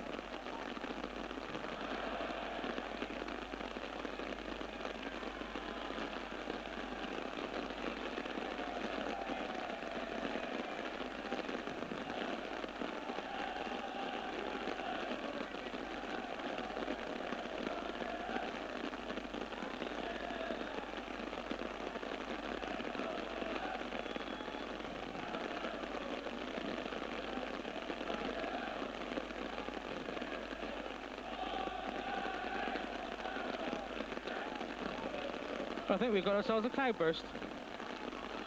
Here's Malden.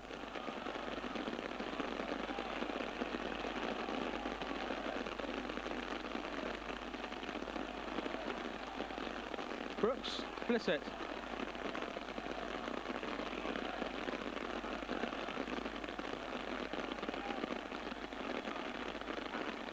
And now Garner. Lawrence. One for Blissett to chase. Here's Luther Blissett's cross.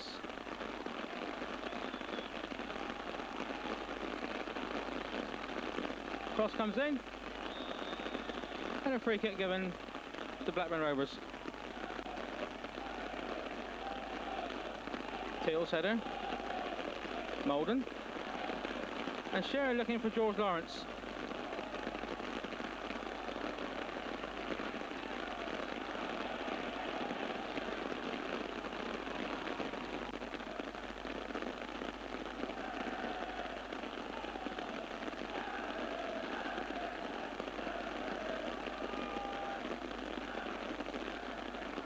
Morales header.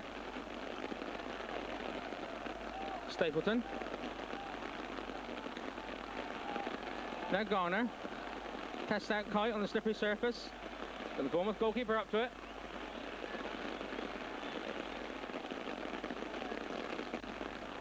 Malden. This will come to Lawrence. Blissett slips. Ball still not cleared. Shearer.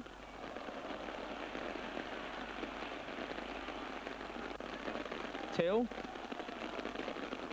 And now Brooks. Paul Malden offside.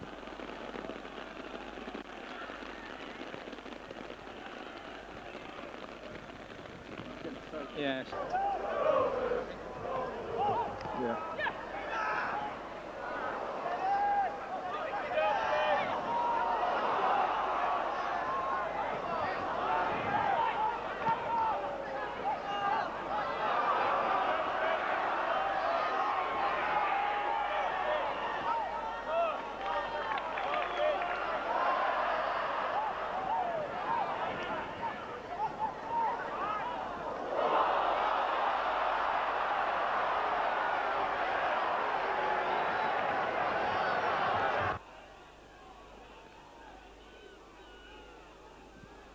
So the free kick to Blackburn.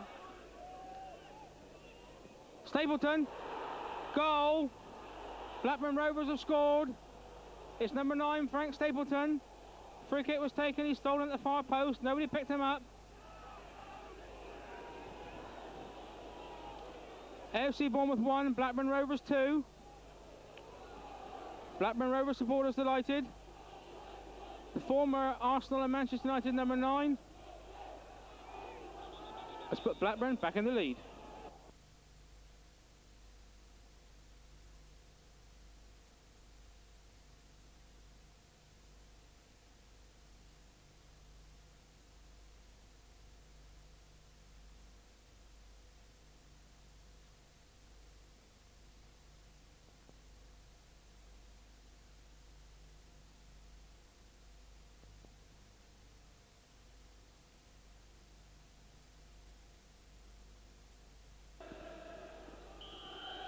Right, here we go then. AFC Bournemouth tonight will be attempting to put behind them their 4-2 home reverse by Blackburn Rovers on Saturday.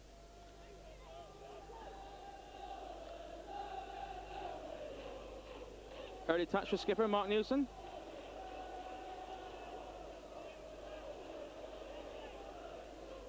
Futcher. Miller's header. And an early touch for Port Vale goalkeeper Mark Grew. So the throw in quickly taken by Paul Morrell. Appeals for offside against Dan Beckford, but not given. Newsom was playing him onside. Beckford inside the penalty area, but a fine tackle by Sean Teal. Concedes the corner, but also cuts out the danger. So the first corner kick of the match going to Port Vale. And it looks like Simon Mills is going to take it. Neil Aspin, number 5, up for this corner. A Blitz's header away. Sean Brooks. Still with Brooks. Well played, Sean Brooks. Good battling. Peacock. That'll be a corner kick. So Sean Brooks, consistency in midfield there, won the ball back for the Cherries, wins the corner, quickly taken. Here is Brooks again. Morrell. George Lawrence. Gets his cross in. Heads are up, Blissett, goal! AFC Bournemouth have opened their account this evening here at Dean Court. Just 4 minutes gone. George Lawrence, pinpoint cross. Luther Blissett's head. AFC Bournemouth 1, Port Vale 0.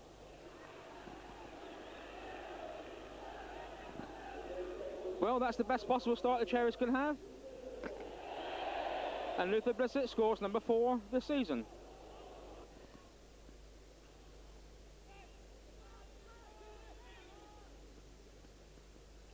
Long ball looking for future. Beckford.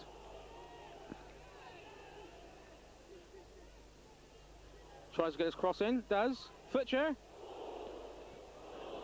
And a good chance there for Kevin Finney. Well, the trouble came on the Port Vale right through Darren Beckford. Was getting his cross into Ron Futcher's head. He didn't quite get there, and there was Kevin Finney with a very good chance to put Port Vale level terms, but as you saw, he just screwed the shot past Jerry Payton's right-hand post.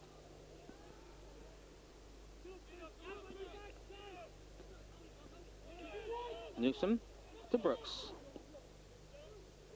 Gavin Peacock. Molden. Nicely into Luther Blissett. Now here's Blissett. Peacock. Shot. A fine save by Mark Grew. Well, superb interplay between Paul Molden and Luther Blissett. He found Gavin Peacock in an unmarked spot near the penalty spot. Fired his first time shot in, but a fine save from the Port Vale goalkeeper.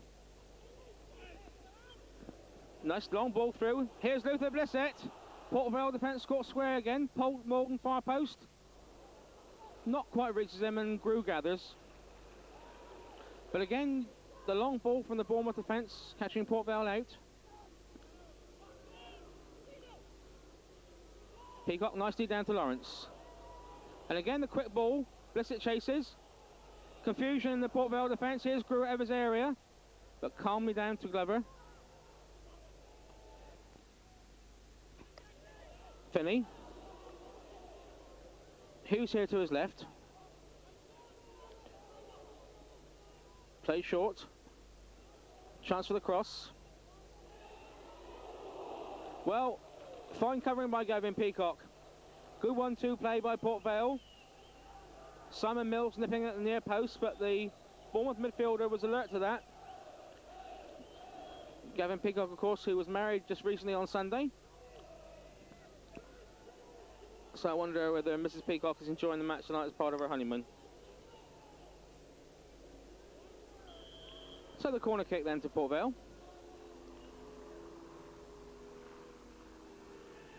Heads are up.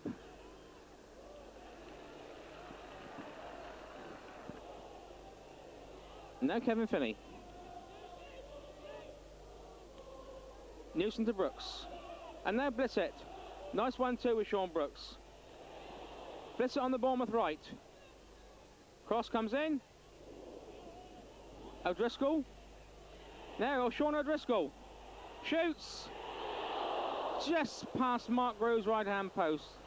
Well, bad luck, Sean O'Driscoll. Took the ball in his stride, calmly went past the Port Vale defender, placed his shot to Mark Grew's right. A couple of inches just to his left, and it would have been 2-0. But the end result is a goal kick, and it's still AFC Bournemouth 1, Port Vale 0. Finney. Good running here by Simon Mills. Futcher. Covered well there by Sean Teal. The fine clearance to Luther Blissett. Brooks. Lawrence has made a run, so has Molden. Here's George Lawrence. Still Lawrence goes down. Well, Bournemouth supporters are pretty confident that was a penalty. Mr. Shapter doesn't want to know though. Mills. Miller gets his challenge in.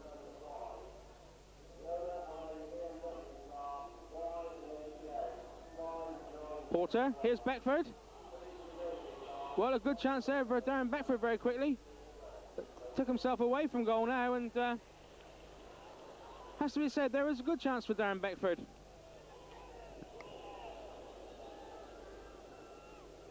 So the end result is a corner kick to Port Vale, but I'm sure they would have hoped for more than that.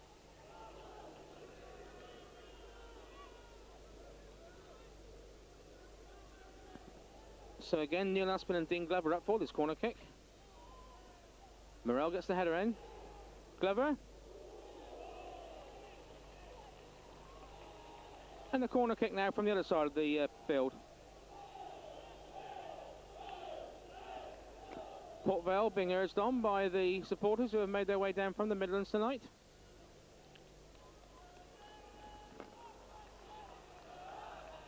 This time Blissett gets it away. Here's Walker again. Peacock with him. Well, the free kick given to Port Vale.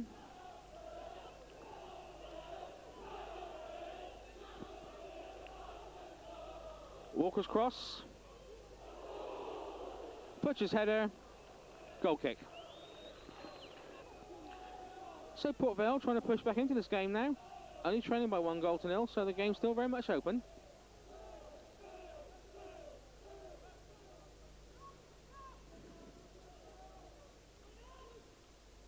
Beckford's header.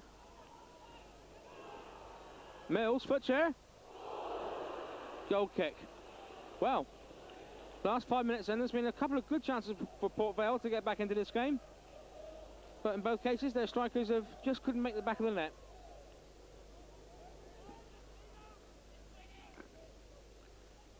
Molden. Brooks. A fine ball to Paul Molden. Now here comes Paul Molden. Grew to beat. A complete miss kick by Paul Molden in front of goal. And that's a goal kick. Well, a fine ball from AFC Bournemouth number 10, Sean Brooks. Paul Molden took it in his stride, but the club's leading goal scorer this season didn't quite get behind that one the way he'd like to, and as I say, the end result was a goal kick.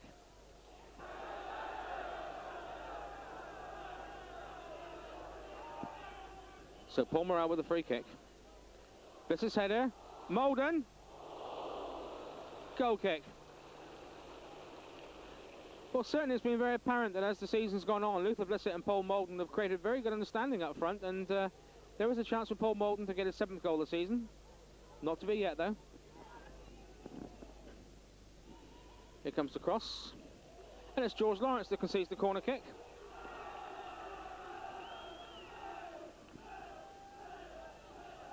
So just towards the end of the first half, Port Vale trying now to get on level terms through this corner. It's going to be Simon Mills to take it.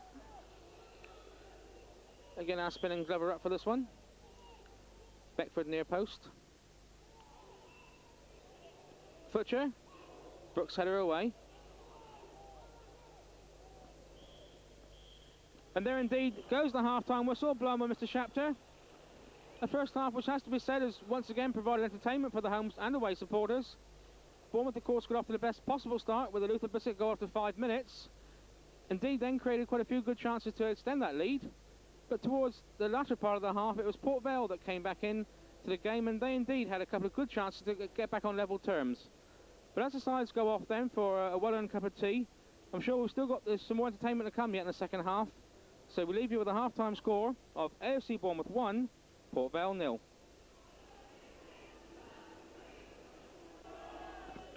Right, here we go then, back for the second half. Looking around, I see both sides have come out the same as they were the first half, so no substitutions as of yet. This time, of course, Port Vale will be kicking towards the goal to our right. And so just a reminder of the scoreline, it's AFC Bournemouth 1, Port Vale 0. Peacock to Molden.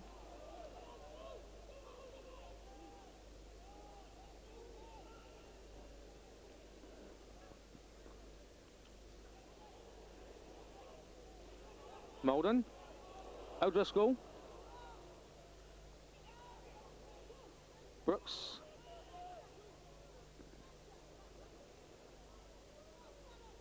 Well, good interplay again between Newson and O'Driscoll.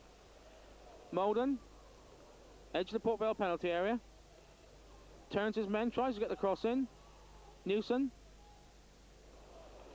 Good skills by the Bournemouth captain. Sean Brooks. Morrell wide on the left. Peacock shot into the Port Vale defence. And the ball falls rather kindly for Ray Walker. Well, good appreciation by the home supporters for some good skills there by the home side. And now a chance for Darren Beckford on the break for Vale. Morrell with him. And it was Morrell's tackle that took Darren Beckford out of his stride. And then here come the Cherries in the counter-attack. Peacock to Blissett. Being urged on by the home supporters.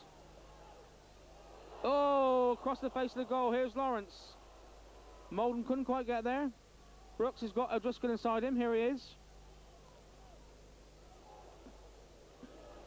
And eventually it was Darren Hughes that tidied that back to Mark Grew. A good little spell though.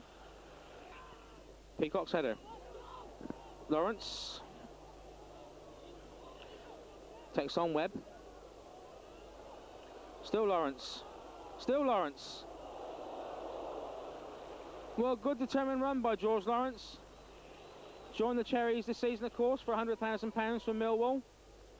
And has certainly made himself popular with the home supporters. Beckford gets past Hill. And it's Paul Miller who concedes the corner kick. So a chance now for Port Vale to try and get back on level terms. It's going to be number 4, Simon Mills, to take this corner kick. Port Vale manager John Rudge on his feet, urging his side on. So here comes Mills's corner. Payton's up and gathers. Teal and Futcher.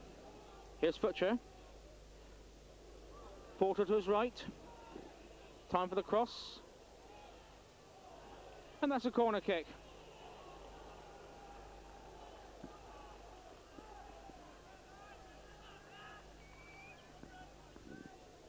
So this Barclays League Division 2 match and delicately poised. Home side just a goal to the good.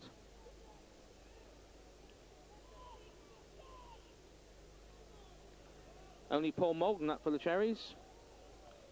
Simon Mills with a corner. Glover. Porter. Here's a good chance. And off Sean Till for the corner kick. There's Roy Walker in there.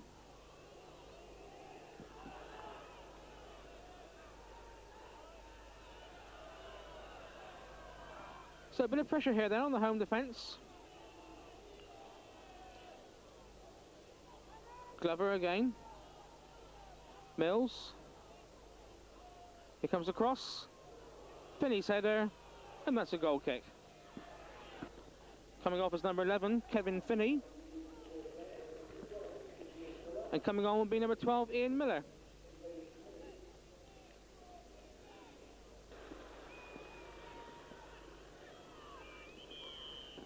Plays halted for a minute while we have another substitution. This time it's going to be for the home side. Going off will be number 4, Sean Till. And listen to this reception for Kevin Bond.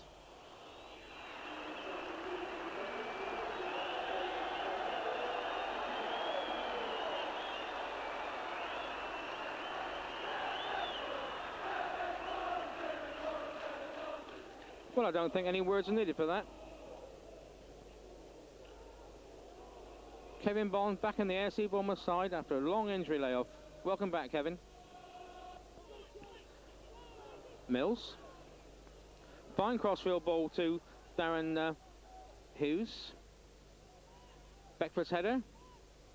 Futcher. Still Futcher. Here's a chance for Futcher. Fine save, Jerry Payton. And Sean O'Driscoll clears the danger. Well, again, Port Vale nearly on level terms, but this time the Bournemouth Air International was up to his task.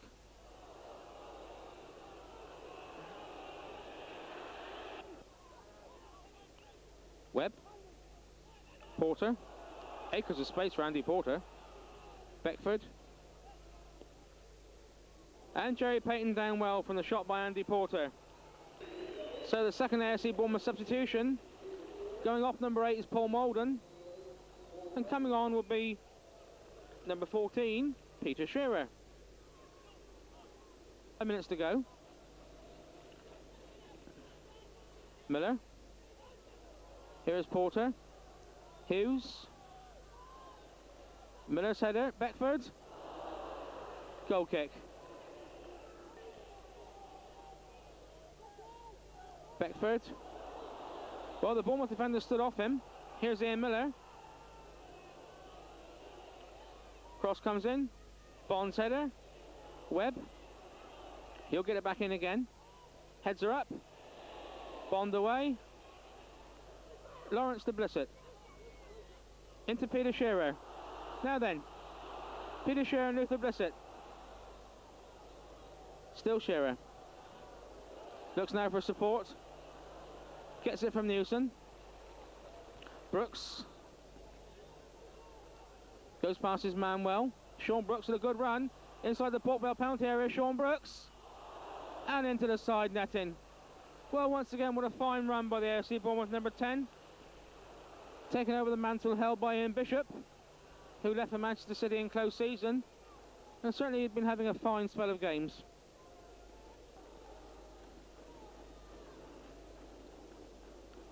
Porter. Morell's header. Shearer to Blissett. Now then, here's Luther Blissett. Good covering though by Neil Aspin. Referee Lester Shapter from Torquay has blown the final whistle. And here at Dean Court tonight we've seen another fine Barclays League Division 2 match. End-to-end football. We've only had one goal to show for it, but we could have had a lot more than that. Very simply, the facts of the game are that AFC Bournemouth took the lead after 5 minutes with a Luther Blissett header from a George Lawrence cross. Play then went back and forth. The Cherries could have added a couple more. But as the first half went on, it was Port Vale who came back into it more. And in the second half, Port Vale themselves created some more chances, just couldn't get on the score sheet. And at the end, we have a final scoreline of AFC Bournemouth 1, Port Vale 0.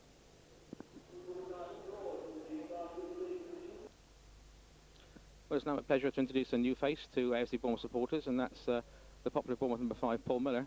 Paul, that was a hard-earned 3 points. Yes, it was at the end. We felt we had 75 minutes where we possibly could have been 4 or 5 up. Any team you play is going to have 10, 15 minutes when they're going to get back into it, and we held on a bit at the end, but I mean, really, we were comfortable winners. Just been listening to Harry speak, and obviously he's delighted with the result, and I think it's fair to say there's going to be no easy games in second division this season, and to get the 3 points must be right for the club. Yes, Harry's totally right. It was a clean sheet, which is always nice. We were a little bit down after Saturday, and the previous Saturday we played very well at Middlesbrough. Again, Saturday, individual mistakes let us down. So when you come out of games like that after playing well and not get anything, you know, it can sometimes give you confidence a dent. So we need a result tonight, and that's why the result maybe was more important than the way we played or got it at the end. As you say, it's important to get the show back on the road again, isn't it, after a setback like Saturday? Yes, it was. You know, we were disappointed. It was a game we should have won. Certainly should have got something from. But it's no good harping back on the past now. It's, you know, we thought we had tonight, we got Saturday and next week to get 3 good results under our belts. Now, obviously tonight you started off the match with Sean Teal at the back, and then there was a big rousing reception back for Kevin Bond. From your point of view, it must be very interesting to play with 2 different faces in one game. Yes, it was a little bit different, but I thought Kevin did extremely well coming back in. It's not easy when you've been out for a long while, but showed his experience and know-how, and I mean, Kevin's a valuable asset to our club, and it's great to see him back tonight. How is Sean? Sean's fine. I think he just got a whack on his shoulder. I mean, these things take 48 hours to settle down, and I should think they'll look at it Thursday. Now then, on a personal note, you've come obviously from Tottenham and Charlton and Watford, and your experience is very valuable to the club. How do you see Bournemouth Football Club? I see Bournemouth as very much a sleeping giant. Certainly in recent years, Oxford, Wimbledon, Luton have come through and not only done well in the First Division, have won competitions. There's no reason why we shouldn't do the same. We have great potential here, and you know, we have a lot of good players. And if we can carry that on and with a bit of confidence, we've got a chance. Well, it's certainly a pleasure to welcome you here, Paul. Nice to talk to you. Thanks very much indeed. Thank you.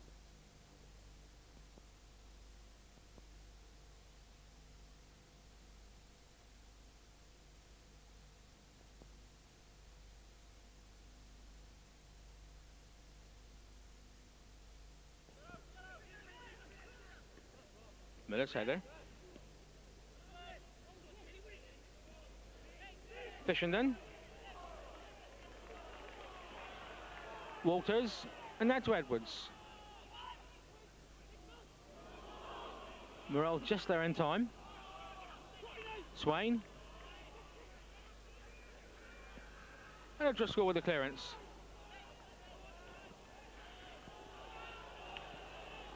Paul Edwards.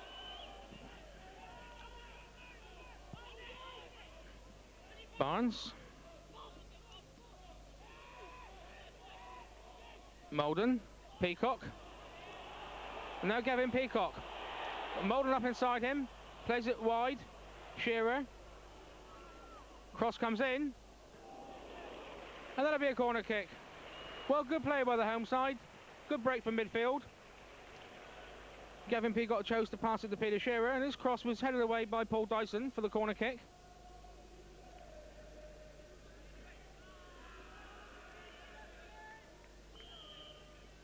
So once again, Gavin Peacock with the corner. Ball not cleared. Here's Teal. Gets it back in the penalty area. Here's Barnes.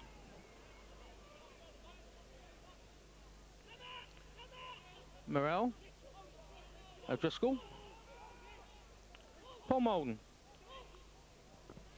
Turns his man. Good play, Paul Molden. Ball comes in. And Paul Edwards down to save. Good play by the Bournemouth number 8, Paul Molden there. Turned his man, got in a shot. And it was the Crewe Alexander goalkeeper Paul Edwards who scrambled it away for a corner kick. Some more pressure here then from the home side. We've had 15 minutes of this Little Woods Cup tie. Still goalless on the night.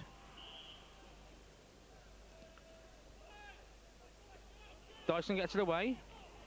But it'll come to Morrell though.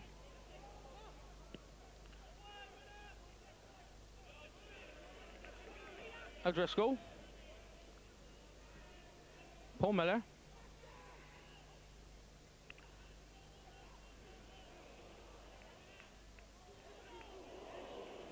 Well, eventually a goal kick, but again, good determined play by Luther Blissett. Played by Teal. This will run from Molden. And now with Bobby Barnes.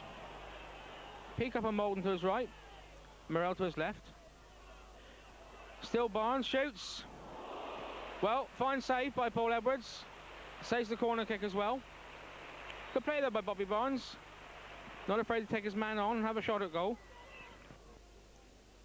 Newson. Nicely across to Paul Morrell. Peacock's made a run in the inside left position. Here he is. Gets past his man nicely. Cross comes in. Blissett heads down. And eventually it was Dale Jasper that concedes the corner kick. But a good cross by Gavin Peacock. Got past his man well. Swain. Fishenden. Hill for offside, not given. Now here's a chance for Murphy. And fine covering by Bournemouth captain Mark Newson. Well, the Bournemouth defence has stood and looked for the offside decision, which wasn't coming from the linesman. And Murphy's first time cross, hard and low across Bournemouth goalmouth. And it was the Bournemouth captain Mark Newson conceding the corner, and good job he was there. Payton's up, doesn't gather. And now a corner kick on the Crewe right. So it's Dale Jasper who's now run across the pitch to the right hand side to take this corner kick. Here comes his cross. Away nicely by Luther Blissett. Peacock. Driscoll gets it away. Jasper. Morale with the throw. Molden, nice dummy. Cross comes over. Finger tipped away by Paul Edwards. Good cross, Paul Molden.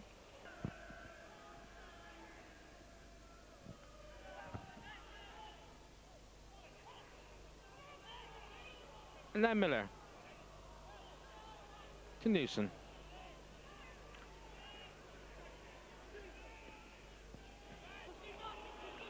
O'Driscoll will keep that one in. Molden. Still Molden. Well, good play by Paul Molden. Then he found his striking partner, Luther Blissett.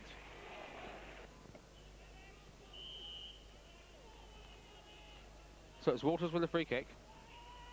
Heads are up. Away by Teal. Falls nicely to O'Driscoll. And now Paul Molden. Blissett up the middle. O'Driscoll to his right. Here's Sean O'Driscoll. Still O'Driscoll shoots. Just over Paul Edwards' crossbar. Sussex. Peacock gets the foot in. Sets him Molden. Support play very slow coming forward, but here's Blissett. Looks like a handball. No, says the referee. O'Driscoll. Molden. Turns. Away by Jasper. Molden.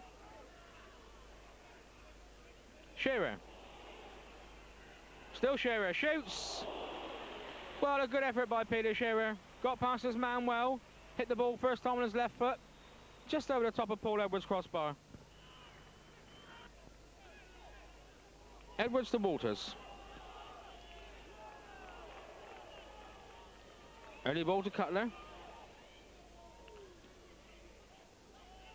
Murphy. Still with Murphy. Inside the Bournemouth penalty area. And Jerry Payton down well.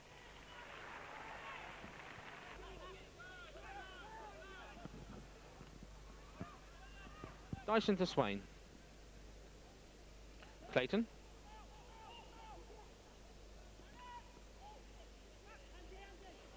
A nice flick on there. Here's a chance for Crewe. It's Fishenden.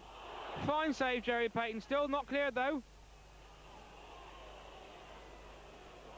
Well, the AFC Bournemouth Air international goalkeeper kept his side ahead in this cup tie then. Paul Fishenden put through with a fine back heel flick. And the Air International was down well to save at the feet of the Crewe number 10.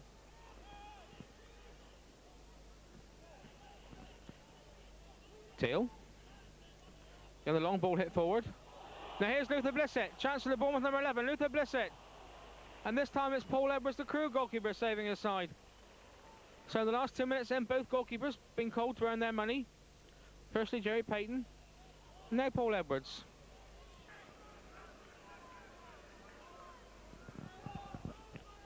Molden. Molden inside the penalty area. Peacock strikes. Oh! Goal kick. Well, good play by Paul Molden there, and the ball laid back to Gavin Peacock. Took it in a stride, just past Paul Edwards' left-hand post. Swain's clearance. Teal's header.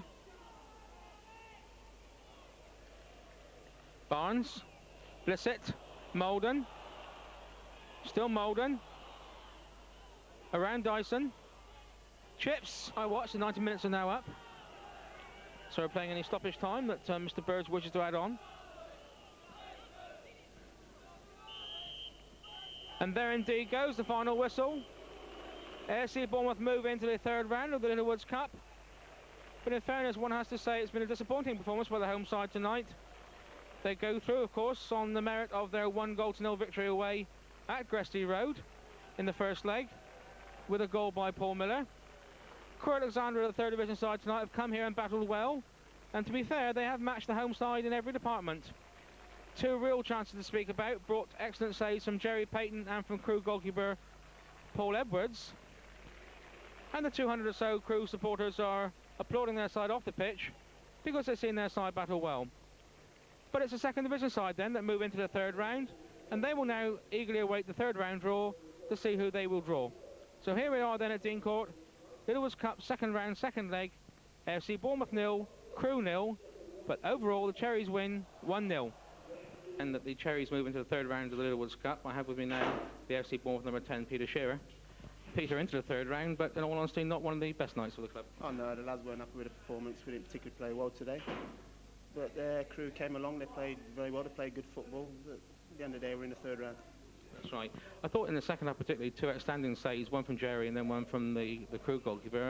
I think the save from Fishenden probably kept the tie alive. Yeah, it was a great save from Jerry right at the end. They only had one chance, and Jerry was there. He didn't have a lot to do in the game really, and when he was called for, he had a great save. Did Crewe perform pretty well as you expected them, obviously, after the first leg? Well, the third division side, they knocked it about great at the back, but they didn't particularly create any chances, and at the end of the day, we got a point. Sorry, we drew. Well, as you say, the most important thing is the third round of the draw, and we're looking forward to that one. Let's just get away, if we can, from the cup for a minute and go into the league. Saturday last week we had a good win at Oxford, first away win of the season, and now Sunderland away Saturday. How do you see that one? Sunderland will be a very tough game. We're going up there, particularly we've got to get 3 points. That's the main thing, really. But at the end of the day, it's going to be a battle. It always is up north. You can see when we played Newcastle and when we played Middlesbrough, they get a tough side up there. Luther Blizzard just passed through with a comment. We'll get his views later. Can I just ask you on a personal note? I mean, obviously your second spell now in league football. How are you enjoying it? Oh, it's great. It's great to be back playing football. I'm going to give it my best shot. It's up to me now to stay in the side. We've got a few injuries, but when I get in there, I'll do my best. Well, you certainly made yourself very popular with the supporters, Peter. Thanks for the interview. Good luck Saturday.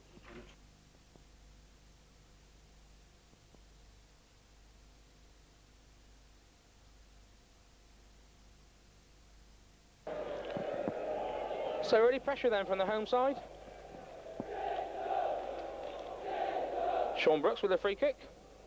Molden, goal! What a superb work free kick. Sean Brooks took the free kick on the Oldham Athletic left.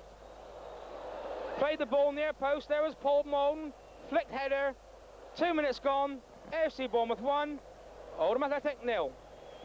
What a fine work move. Good header, Sean Teal. O'Driscoll.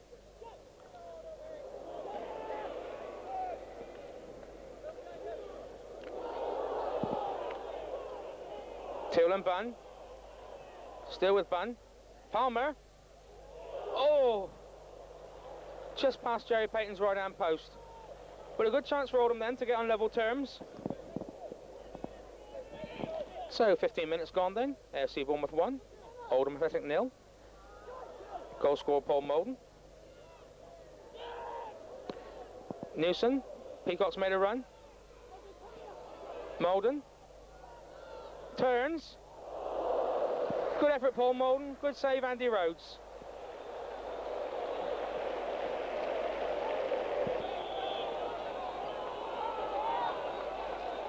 The wall being guided back.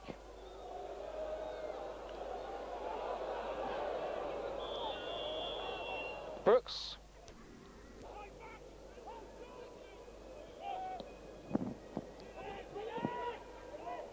Miller's header. O'Driscoll. Laid off nicely to Morrell. Peacock's in the centre forward spot. Here he is. Here's Molden. Rhodes down well. And that's a corner kick. Well, fine play by the Cherries. Good through ball. Good running Gavin Peacock. Paul Molden anticipated the flick on. And Andy Rhodes had his work cut out. So Sean Brooks then with the corner kick. Rose punches. Very similar to the first goal there. Near post header attempt by Molden. Oldham now got 3 men in that spot. Here's Brooks' second attempt at the corner. Bunn there just ahead of Teal. Brooks took that well. Peacock. But loses out to Ritchie. Fine challenge by Sean Teal. Well, certainly a lot of commitment in the middle of the park. And now Andy Barlow. Good challenging by Mark Newson. And he wins the goal kick. Good play by the Bournemouth captain. Blissett's in there, Molden. Blissett. Still Blissett. Save Andy Rhodes. Well, again, fine play between the two AFC Bournemouth strikers. What a good understanding they're creating between themselves. Molden, good play. And Andy Rhodes down at the near post.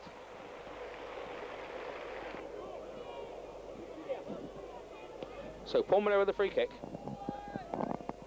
Molden gets his flick in, here's Blissett. Super save by Rhodes again. Peacock gets it back. Away by Barlow. Still the ball not cleared. Peacock, but Molden's offside. Well, again, another chance for the Cherries to get on the scorecard. Andy Rhodes has made 2 vital saves in this half to stop a side going further behind. There indeed goes the half-time whistle then. The first half, which has to be said, has been full of incident. The only goal to speak of was after 2 minutes. Sean Brooks' free kick, headed in by AFC Bournemouth number 8, Paul Molden. But for my money, the man who's kept Oldham in the half in the first 45 minutes has been their goalkeeper, Andy Rhodes. He's made 2 fine saves, which I think, at the end of the day, might have a reflection on the scoreline. So there we are then, half-time score, AFC Bournemouth 1, Oldham Athletic 0. Blissett. Henry snapping at his heels all the time. Still with Blissett. He uses his pace to get past Barlow. Here comes the cross. Well, that was fine play by the AFC Bournemouth number 11, Luther Blissett. Blissett's flick on.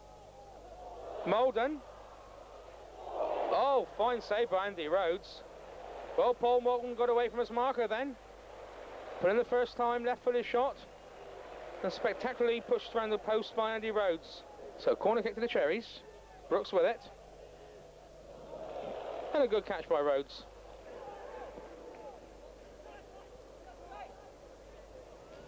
And now is Sean Brooks.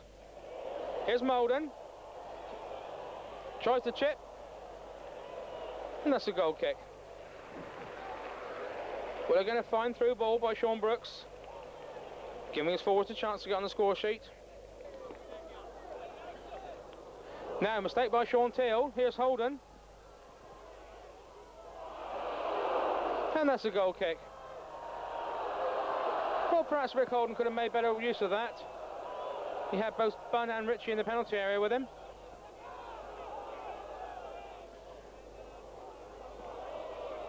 O'Driscoll to Brooks. Good turn by Sean Brooks. Super play. Peacock. What lovely stuff by the forward Bournemouth midfield. And now with Matty Holmes.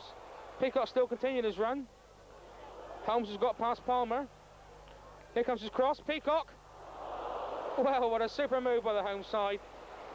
Started all by Sean Brooks in the middle of the field. Holmes' cross gets to Peacock. And I'm sure that shot had been harder. It'd have been 2-0.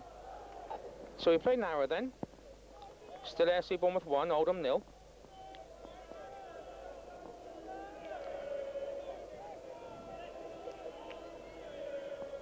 Ritchie gets the flick on. Palmer beaten to it by Teal. Bond not clearing. Holden. Ritchie. Holmes gets it away eventually. A bit of pressure now coming from Oldham onto the Bournemouth defence. Only the goal behind, of course.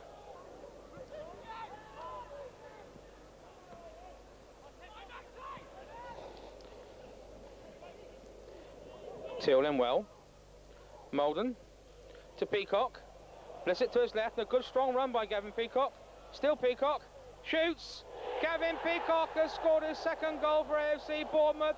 A fine run down the middle of the Oldham defence. Took the ball well. Pushed off the challenge. Kept going. And slotted the ball inside Andy Rhodes. Far post.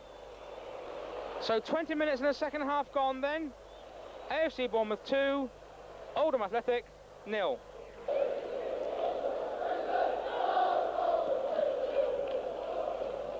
Now here's a chance to bunt and get back on the level to get a goal back. Got a bit excited there, thought he was going to try and put them on level terms. But as a fact, there was a goal kick was the end result.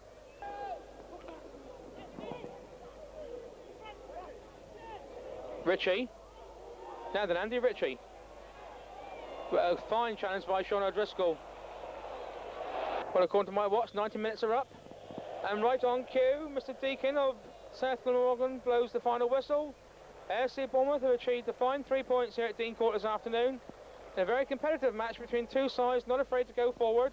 And without any question of cause entertainment to both sets of supporters. We've got a scoreline of 2-0 to the Cherries. Paul Malden in the first half with just 2 minutes got the Cherries off to the best possible start. And in the second half, Gavin Peacock capped a fine midfield display by scoring the Cherries second. So there we are then, AFC Bournemouth 2, Oldham Athletic 0. Well, with me now is the popular AFC Bournemouth goalkeeper Jerry Payton.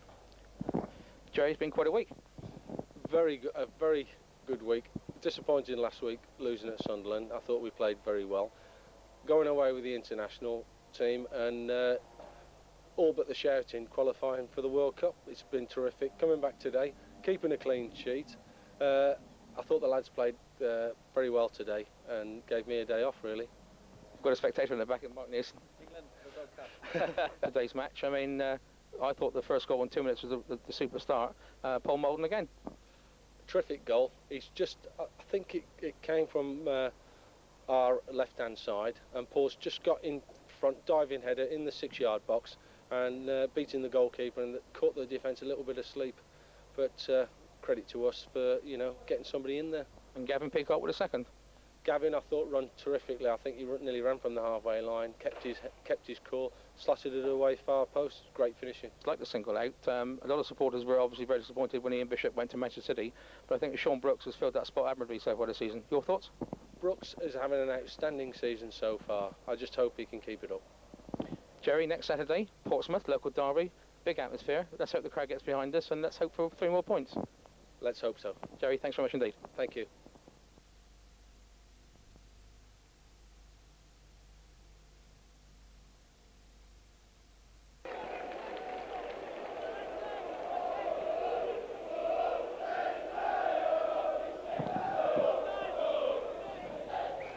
Till putting an arm in the back of Jimmy Gilligan.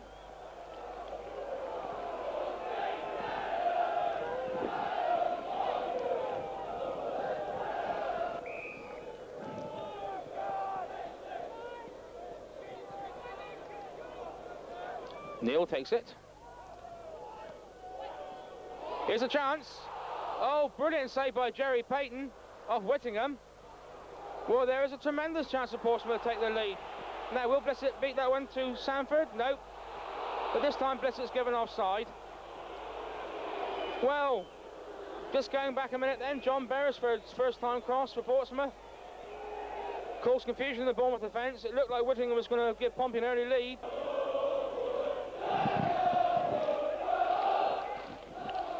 Cool play by Sean Teal. O'Connor.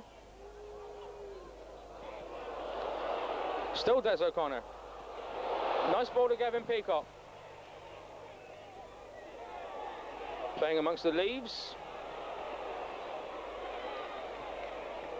Does get his cross in, does well Peacock. Malden sets it back for Blissett, but just not quite there. Well, good reply by the Cherries then, putting pressure on Pompey now. O'Connor down the line to Malden. Peacock. Nice play by Gavin Peacock. Brooks. Malden to his left. Blissett making a run in forward line. Here he is. Still Blissett. Here's a chance at Driscoll. Well, a superb save by Alan Knight. An unbelievable save by Alan Knight. Sean O'Driscoll left with what seemed a relatively simple task of putting the Cherries ahead. He hit it right. But there is Alan Knight making a superb save. Even brought applause from the referee Bob Hamer. Still Neil. Could run into trouble though, he has done. Now then, Molden to Blissett. Here's a chance for Luther Blissett. Knight's come off his line. And Luther Blissett has a miss hit. Neil. Well. Gillingham went for it. Didn't quite make it. Payton slipped as he seemed to try and gather the ball. And for Pompey, the ball went agonisingly past Jerry Payton's right-hand post. Blissett. Molden. O'Connor's spare on the left. But covered back by Wigley. But now here's Peacock for Bournemouth. Morel gets across in. There's Molden, but Hoggs in first with a header. And that'll be a corner. So Brooks' corner. Miller's header. And that's a goal kick. Well, good effort, Paul Miller. Alan Knight wouldn't have got to it if it had been a fraction lower. Good play by the Bournemouth number 5. Till there, ahead of Gilligan. Now here's Gilligan. Beresford to his left. Wigley to his right. Here's Wigley.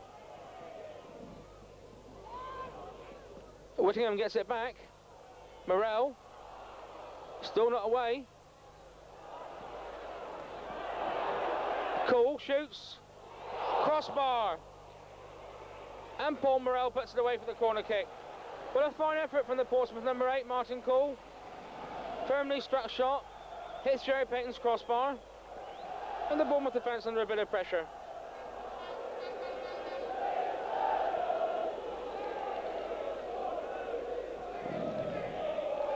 So here comes the corner kick. O'Driscoll's header. Neil. Here's a chance. Whittingham. Goal. The ball dropped cruelly for the Bournemouth defence. And Guy Whittingham, Pompey's £450 signing on fee only from the Army, has put Pompey ahead. Really a chance you didn't expect the Pompey striker to miss, and he didn't. So there we are then. 37 minutes gone. AFC Bournemouth 0, Portsmouth 1.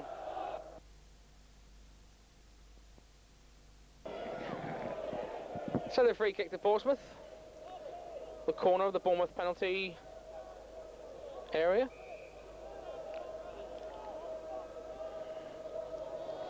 The signal goes up. Black's cross. Ball still not cleared. Blocked. Eventually coming to Neil. Gets it back in again. Hanging in the air. Payton goes, misses. Wigley. Still the ball not cleared. Till's header. Wigley. Gilligan. And it's Lee Sanford's header that eventually finds the arms of Jerry Payton. Well, the Bournemouth defence are 6s and 7s there.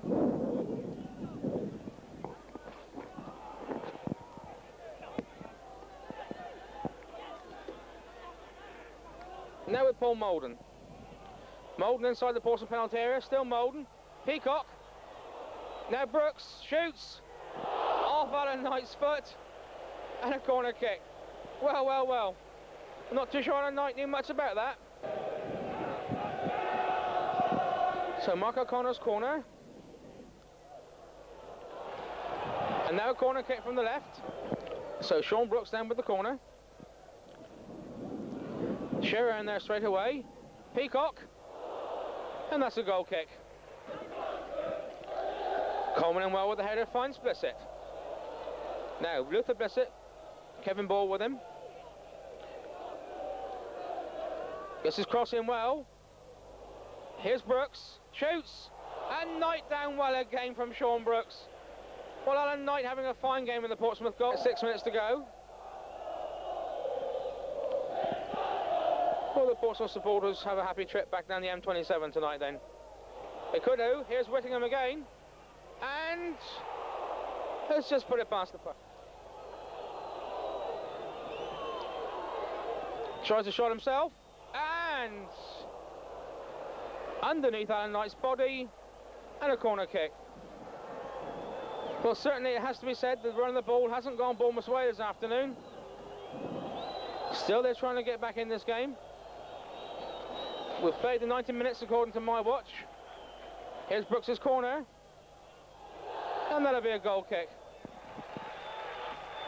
Well, at the end of a very competitive local derby, I've now got with me the AFC Bournemouth number 4, Sean Till. Sean, that was one competitive game. Yeah, we feel a little bit aggrieved that we didn't get something out of it. The keeper's made some tremendous saves. Alan Knight must seem to like Dean Court. He had a cracking game here last year, and today equally the same again. Yeah, that's right. I mean, the one from Sean O'Driscoll first half, how he got to it, I'll never know.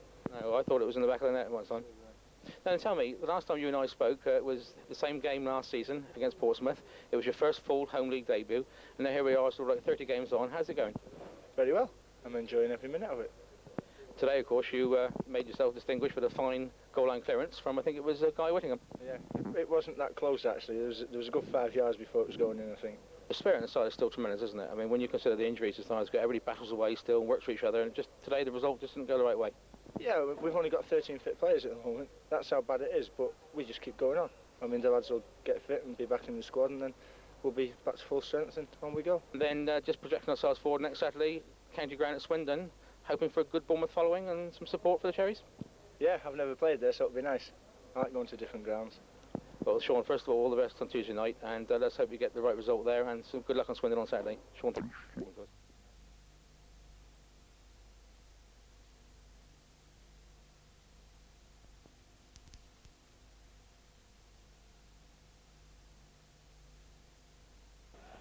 So here we go then. The prize for the winner of tonight's tie is a 4th round match against 4th Division Exeter City. That's in James's Park, Exeter. Cherries kicking off then towards the goal to our left in the first half. Early ball for Blissett to chase, Bennett with him. And that's an early throw to the Cherries. Molden. Coleman. Nice play, David Coleman. Now will he get his cross in? No. Sean Brooks. Blissett goes down. Play on, says Mr. Axel.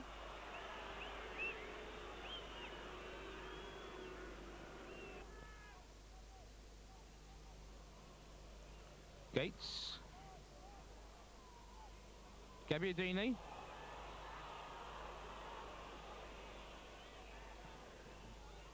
Here's a chance. Eric Gates. That has to go down then to Sunderland, the first chance of the evening. Eric Gates last season in the Barclays League Division 2 match scored at that end for Sunderland. And tonight he really had a good chance there to repeat the feat, but he'll be disappointed with that. Shearer's header again. Brooks. Shoots. Super save by Tim Carter, and what a first-class effort by Sean Brooks. Took his time, lined up for the far corner, and Tim Carter covered himself in glory. So it's the corner to the Cherries. Mark O'Connor will take it. Kevin Bond near post. Peter Shearer poised to the run. There he is. Off Blissett. Bond. Teal rather.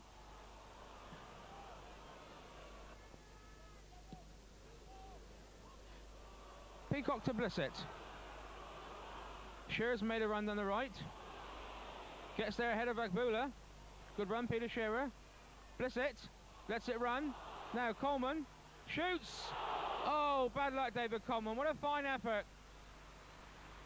Well, the young man born in Amesbury in the side at the moment because Paul Morrell, the Bournemouth normal left back, is injured. Fine first time strike with his left foot and nearly put the Cherries in the lead. So Sunderland throw. Gabbiadini. Tries to go past Teal, gets his cross in. Oh, here's a chance, surely. Gates, super save, Phil Kite. Well, well, well. A ricochet in the Bournemouth defence, the ball going anywhere. And Phil Kite with an excellent save. Armstrong, into Gates. Dummied well to Gabbiadini, Pascoe through the middle. Here's Pascoe, now Gabbiadini. Gabbiadini has scored! Marco Gabbiadini, Sunderland number 10. 5 minutes to go to half time. Sunderland supporters on their feet, ecstatic. Marco Gabbiadini scoring his 4th Little Woods Cup goal this season. And number 11 for him. So 5 minutes to half time then. AFC Bournemouth 0, Sunderland 1. So the free kick to Sunderland then. About 10 yards outside the Bournemouth penalty area.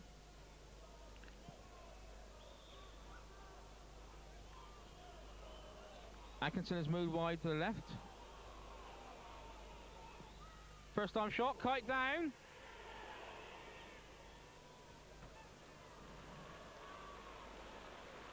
Well, tense moments in the Bournemouth defence there. Here comes the corner. Bennett gets it away. Cut out by Brooks. O'Connor. Into Coleman. Coleman's cross. What a fine effort by Peter Shearer. End result, goal kick. Everybody with the exception of Phil Kite in the Sunderland half. Brooks' free kick. Oh, off the crossbar, Shearer. Well, unlucky Sean Brooks. Fine struck free kick. Hit the underside of goalkeeper Tim Carter's crossbar and bounced back into play again. And more pressure then on the Sunderland defence. Sean Brooks' free kick. Carter punches. This will come to Peacock. Gavin Peacock inside the Sunderland penalty area. Now outside it again, gets his cross in. O'Connor shoots. Hit the Sunderland defender and came out again. Ball just not running for the Cherries at the moment. Here's Brooks' free kick. Peacock miss kicks. Gates. Fine ball where at Gates. Here's Gabbiadini. Still Gabbiadini. Gabbiadini. Oh, against the crossbar. Well, there's a Sunderland danger on the break. Marco Gabbiadini's speed. Catching the home defence unawares. Everybody been pushing forward, trying to get this equaliser. And this time it's the crossbar that comes to Bournemouth's aid. Here comes the corner. Shearer's header. This will drop to Peacock. Peacock's cross. Shearer's header. Molden. And Paul Molden's effort coming off Gordon Armstrong. Bond the chance to get the ball in, looking for Williams. Molden, here's Paul Molden. Now Molden, Cherries a chance here. And again against off the Sunderland defenders. Corner kick as the end result. Well, as that ball's bounced about in the Sunderland penalty area tonight, it's done everything except go in the Sunderland net. This is what cup tie soccer is all about. So here's the Cherries corner kick, looking for Williams. Driscoll, goal kick. So everybody push forward again. Here's David Coleman's free kick. Williams is up there, heads are about. Off Shearer, straight into the arms of Tim Carter. Away by Bennett. Only Gabbiadini up. Ball runs to him. And then here's a chance for Gabbiadini. Pascoe. O'Driscoll. Calmly back to Phil Kite.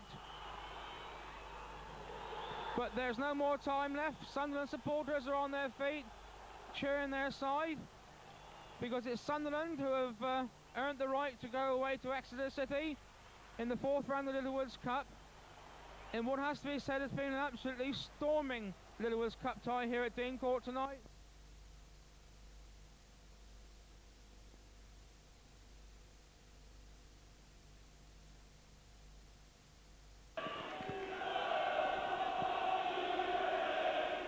Molden turns well, headed away by Paris. Nice ball from Brooks.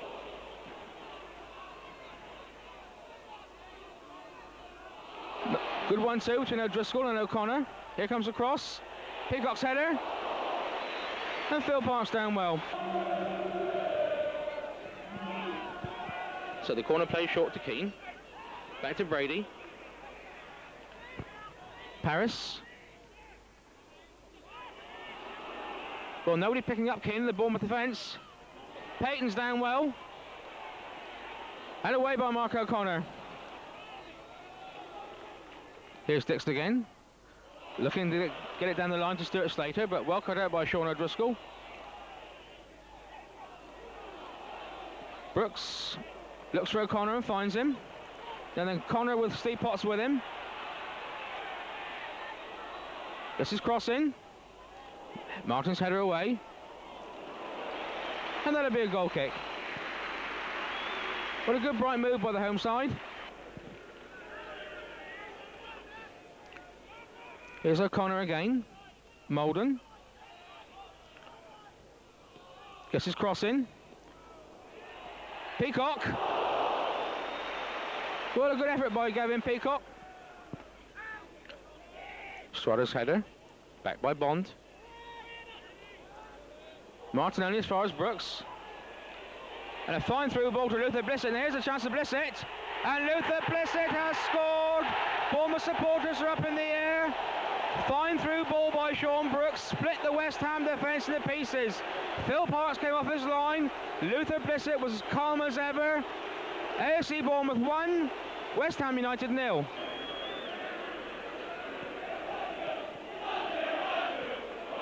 Blissett's flick on. Shearer down to Brooks. Molden. Nicely past the defender. Now here's Paul Molden. Shoots. Parks down well. Well, the Cherries are on the rampage at the moment. Good play, Sean Teal. But that's only gone as far as Dix. Now here's a chance. Payton down well. Well, the ricochet off the Bournemouth defender. Fell for the West Ham forward line, but Stuart Slater's shot was well saved by Jerry Payton. Captain Julian Dix with his free kick. Chips it forward. And here's a chance. Goal. West Ham United are level. The ball went into the Bournemouth defence. Wasn't cleared. And to me it was Gary Strotter, the West Ham number 4, who was in there. Has put the Hammers level. So 33 minutes gone then in the first half. We now have a scoreline. AFC Bournemouth 1, West Ham United 1. Brooks. Fine ball by Sean Brooks again to Luther Blissett. Molden's in the box. Here comes O'Connor. Potts is there. Peacock. Peels for handball, not given. Blissett shoots. Down by Phil Parkes. And the end result is a corner. Well, again, it was that fine ball by Sean Brooks in midfield that got Luther Blissett away. The same combination that got the Cherries' first goal, causing again confusion in the West Ham defence. And it was only the heroics of Phil Parkes this time that saved Cherries getting their second goal. So the end result was a corner. Mark O'Connor will take it. Again, Teal is up with Kevin Bond. Kevin Bond got a knock in that. O'Connor gets his cross in. Shearer was in there. Teal turns, shoots, and that's a corner again off the West Ham defence. So pressure here then coming from the home side. So it's Liam Brady with the free kick. Once again, with the exception of Phil Parkes, everybody up in the Bournemouth half. Heads are up. Keane's there ahead of Coleman. Gets his cross in. Martin's there.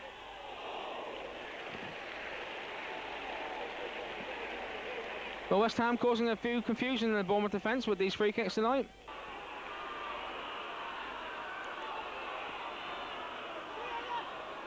Martin with time, down to Dix. Bond in well. But Paris and Akers are spaced. Bournemouth defence has opened up here. Paris shoots. And a superb save by Jerry Payton. Well, the Bournemouth defence was split wide open there. The ball ran to George Paris. Super first time shot by Paris, and an excellent save from the Air International goalkeeper. Slater. Brady. Nicely into Slater again. Here's Stuart Slater. Paris. And Julian Dix wide on the West Ham left. Ball not cleared. Now here's Kevin Keane. Gets the foot of the post. Well, the corner kick is given. So must have took a deflection. I'm not sure whether off Jerry Payton or a Bournemouth defender. Brady.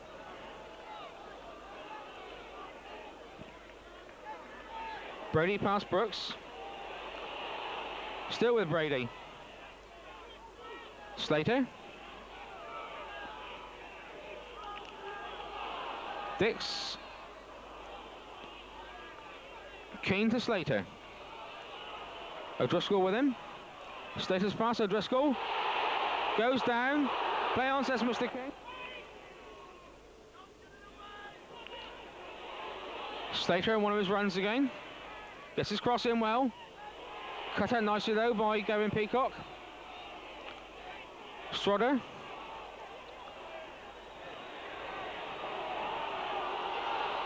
And now here's Paris. But Jerry Payton down supremely well. Well, West Ham playing the one-touch football, which they're noted for. And the Air International doing their stuff again. Ward loses out to Brooks. Well read by Strodder. And now with Mark Ward.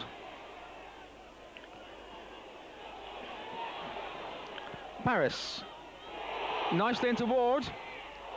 And superb goalkeeping again by Jerry Payton. But a fine sweeping move by West Ham United. Going down at Bournemouth right. Jerry Payton's taken a knock in that collision, in that challenge. He now is a man who was the popular player for the Hammers in the 70s, and of course is now the popular AFC Bournemouth manager, and that's Harry Redknapp. Harry, hell of a game. You must be very proud of your lads. Yeah, I enjoyed the game, and I think that the supporters enjoyed it, which was the most important thing. I thought we worked ever so hard under the circumstances, and I thought first half really we went one up. We could have gone two up. They came on late in the game, and they got a little bit of control and had us under the caution for spells, you know. But overall, I thought it was an end-to-end game. Both sides trying to play good football, and I'm sure, you know, as I say, the people enjoyed it.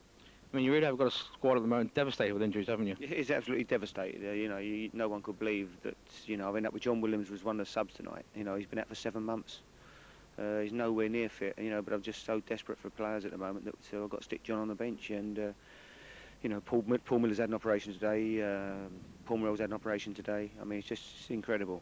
There's 7 first-team players. You know, 7 players who have senior first-team players who have all played regular in the first team, all injured at the moment. So it makes it difficult. Let's just look at the game for a minute. I mean, I thought you couldn't actually say there was not one AFC Bournemouth player tonight that gave 100% and performed admirably. You feel the same way? Yeah, they all worked very hard, and I was very proud of the way we performed tonight. You know, it was always going to be a tough game for us. They're playing well. I saw them beat Sunderland 5-0 2 weeks ago. But as I say, we went one up, and I thought we could have gone 2 up at that stage. We had a couple of good chances, and but they stuck at it. We stuck at it. They stuck at it. They kept playing their football. You know, they've got some quality players. I mean, I think you've seen a future England centre forward playing for them tonight. You know, and the boy Slater. I've got no doubts he'll go on to play for England. Certainly very quick, isn't he? He's dynamite. He's different class. I've seen an awful lot of him, and I think he's definitely one to go all the way to the top. Of course, West Ham style of football you know a little bit about, of course. Sure, yeah, and it was nice to see him still playing. You know, Lou's still got him playing football, which is good. Spending the time talking to us. Pleasure. Thanks very much indeed. Thanks so much.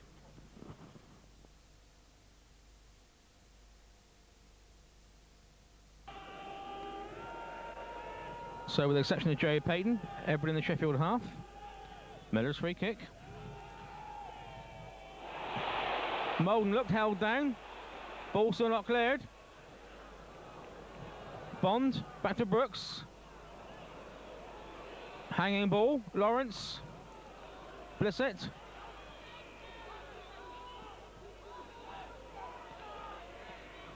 Nicely inside to Molden. But this time it's been given offside.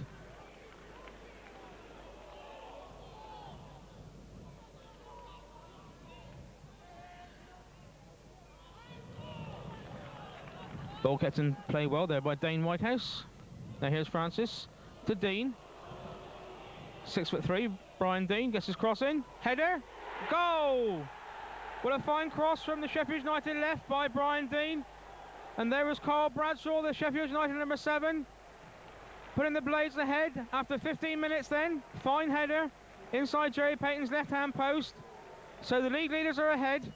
AFC Bournemouth 0, Sheffield United 1. So the corner kick for Sheffield United then. To be taken by John Gannon. Payton comes, doesn't get there. Off the line by George Lawrence. Ball still not cleared. If he missed it, the Cherries been 2-0 down. Hill pumps it forward again. Mistake between Miller. And now here's a chance for Dean Shorley. And Corner. Well, Paul Miller and Jerry Payton between them. Jerry Payton waiting for the pass back from Paul Miller. It's short. Dean was in there causing chaos. And I just don't know how he didn't put it in there. So John Gannon coming across to take this corner kick. Morris Sand stand clip up for this corner.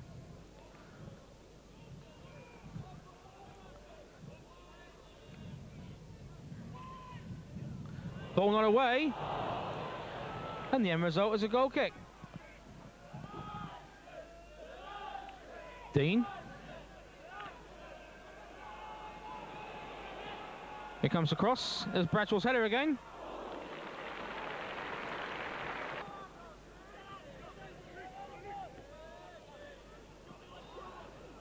Coleman there.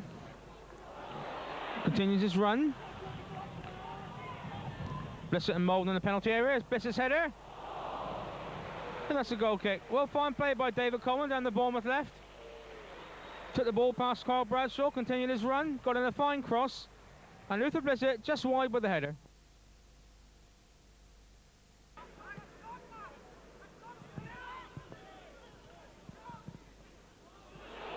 There's Bradshaw.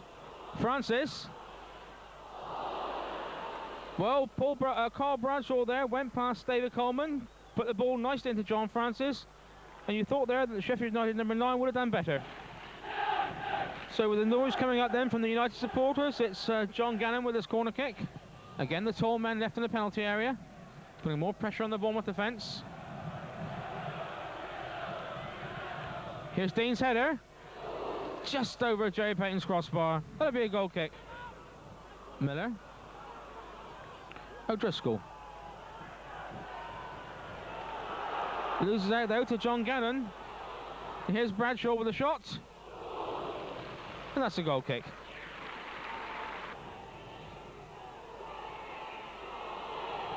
Now Sean Till. Nicely to George Lawrence. And now it's a run to Luther Blissett. Mistake by Colin Hill. Blissett still in the Sheffield United penalty area. Lawrence. Gets past his man, gets his cross in. And that'll be a corner.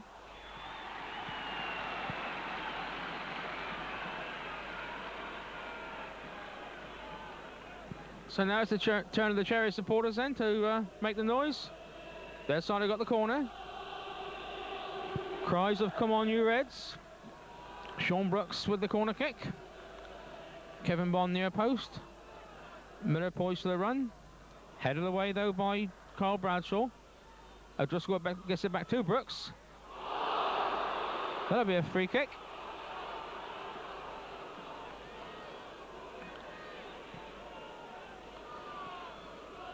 Now Sean Till joins the forwards.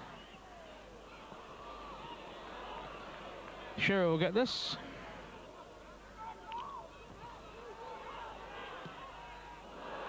That's a goal kick. Now we are going to have a substitution. It's number 8 Paul Molden that's going off. And coming on is number 14 John Williams. Harry Redknapp decided to put some height up the forward line. John Williams himself only just back in after a long injury. Miller there ahead of Dean. Now here's Whitehouse onside. He's got Francis in the middle. Gets his crossover. Bradshaw gets it back. Dean's header. Fine save, Jerry Payton. Bradshaw. Francis. Chance for the cross. Whitehouse is there. And so is Jerry Payton. Well, we're coming to the last minute of this Barclays League Division 2 game then. And all the noise is coming from the Sheffield United supporters. Their side's in the lead by a Carl Bradshaw goal.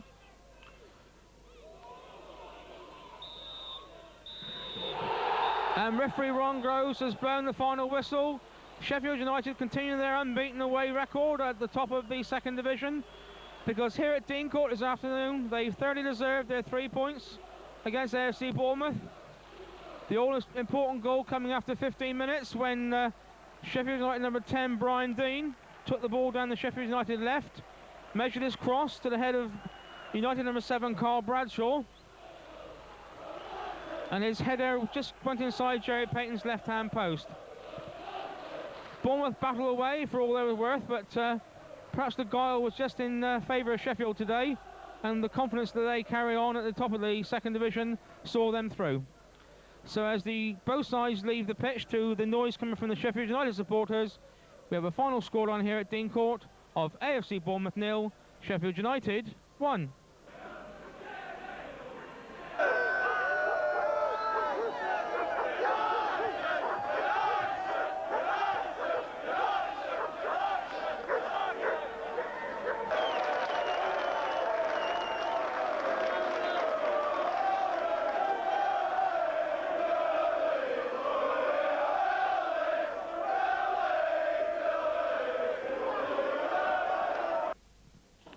Well, there we are then, end of a disappointing game, and the points this time going to Sheffield United.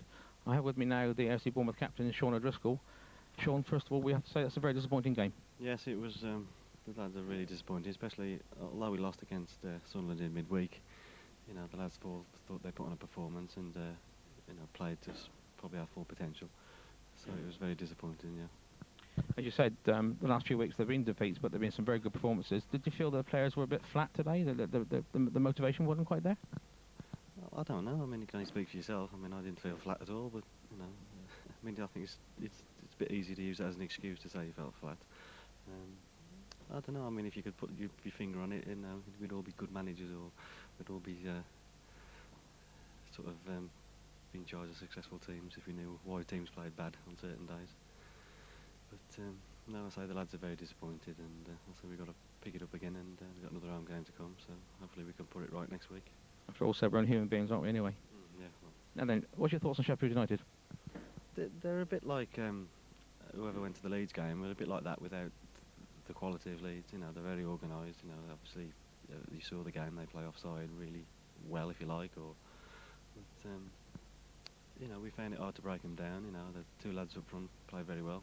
And you know, when they get an early goal and you're away from home, you know, it gives you that little incentive to keep hold of it. You know, they don't mess around in silly areas. You know, they get it forward, and it's an easy way to play in effect. But you know, you've got to believe in what you're doing, and they obviously. You said though, since you joined the Cherries way back in '84, you've seen some changes since those days. Yes, things have changed quite a bit. You know, I'm still here, and I'll keep my fingers crossed that I'll stay here for a bit longer. Yeah, things have got steadily. You know, when I came, things weren't you know, off the field weren't that well, and team on the pitch weren't playing particularly well. But things have slowly, you know, we haven't sort of left ahead of our time. You know, we've done things slowly, and there's a solid base here now for things to get better as we progress. One final question on the bright side, the injury situation is now getting very better, of course. Yeah, you know, people's plasters are now starting to disappear, and people's crutches have now been thrown away. So I think by about Christmas time, I think we'll have a full squad. Well, Sean, it's never very easy to come out and talk when you get beaten. Thank you for that. Thanks very much indeed. Okay, thank you.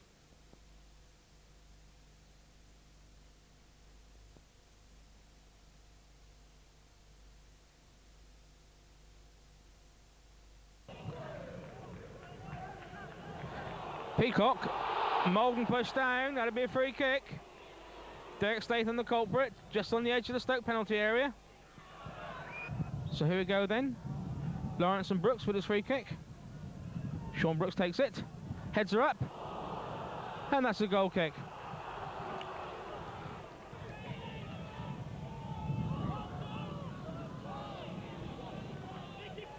One for Dave Bamber to chase.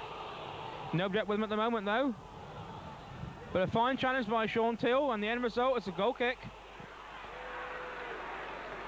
But a good challenge from the Cherries number 4 there. Timed this challenge well.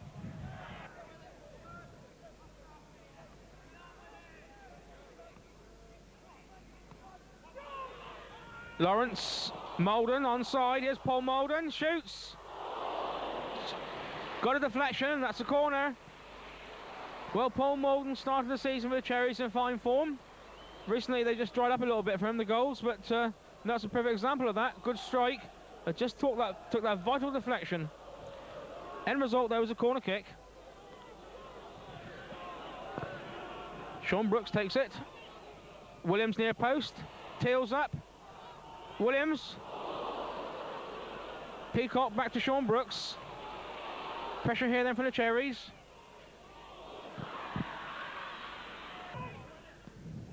Berry's header. Back by Brooks. Seen the push in the back on Blissett, but Molden nicely to Lawrence, who strikes it. And that's a goal kick. Here's Kevin Bond. Cross comes in. Peacock's there.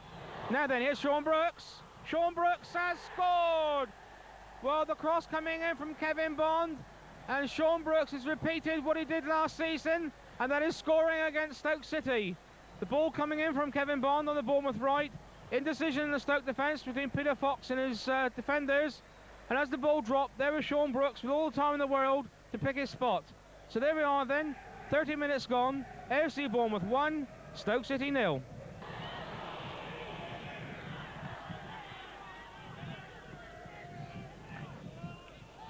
Back to Kevin Bond.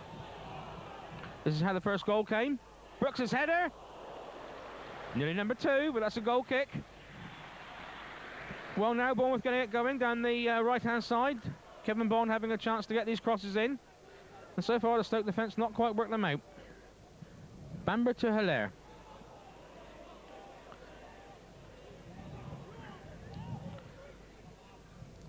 Into Ware. Here's Hilaire again. Here comes the cross.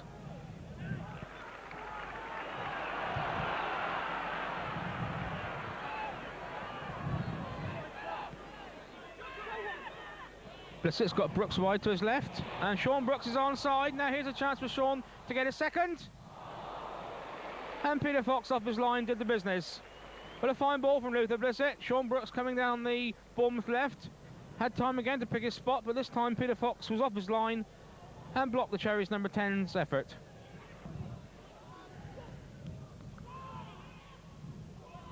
Kevin Bond gets it away. Now then, Luther Blissett onside, took the ball from Paul Molden. Here is Paul Molden. Lawrence inside him. Here's Lawrence.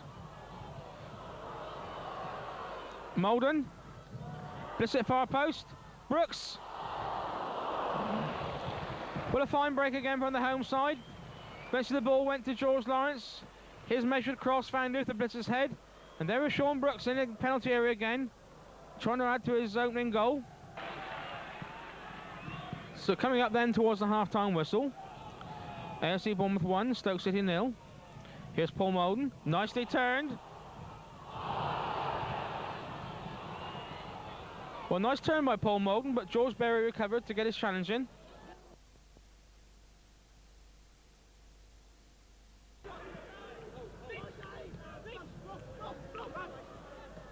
Bamber gets it to Kevin Peacock. O'Driscoll made the run forward, but it's Berry's challenge. Here's Blissett. Molden, goal! Well, fine play by Luther Blissett. Took the ball inside the Stoke City penalty area, right on the foot of Paul Molden, and the Cherries number 8 doesn't miss him from there.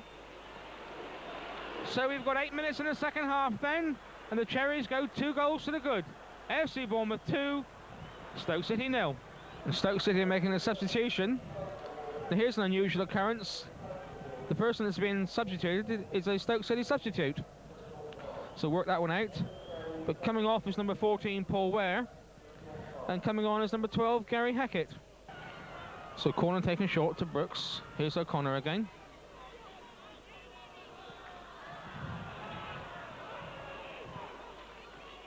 Peacock.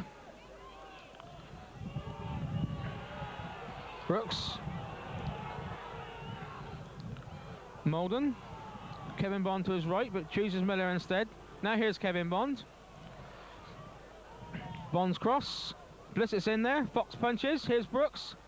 Molden.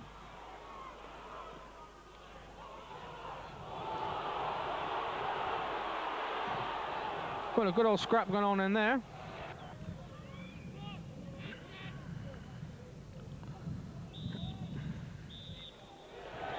And referee Alan Gunn has blown the final whistle. AFC Bournemouth have got back on the winning ways, because here at Dean Court this afternoon they've defeated Stoke City by 2-1.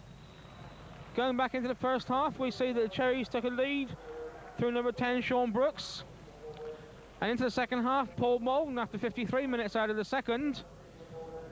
And it was a mistake by Jerry Payton at the end that let in Vince Hilaire's effort.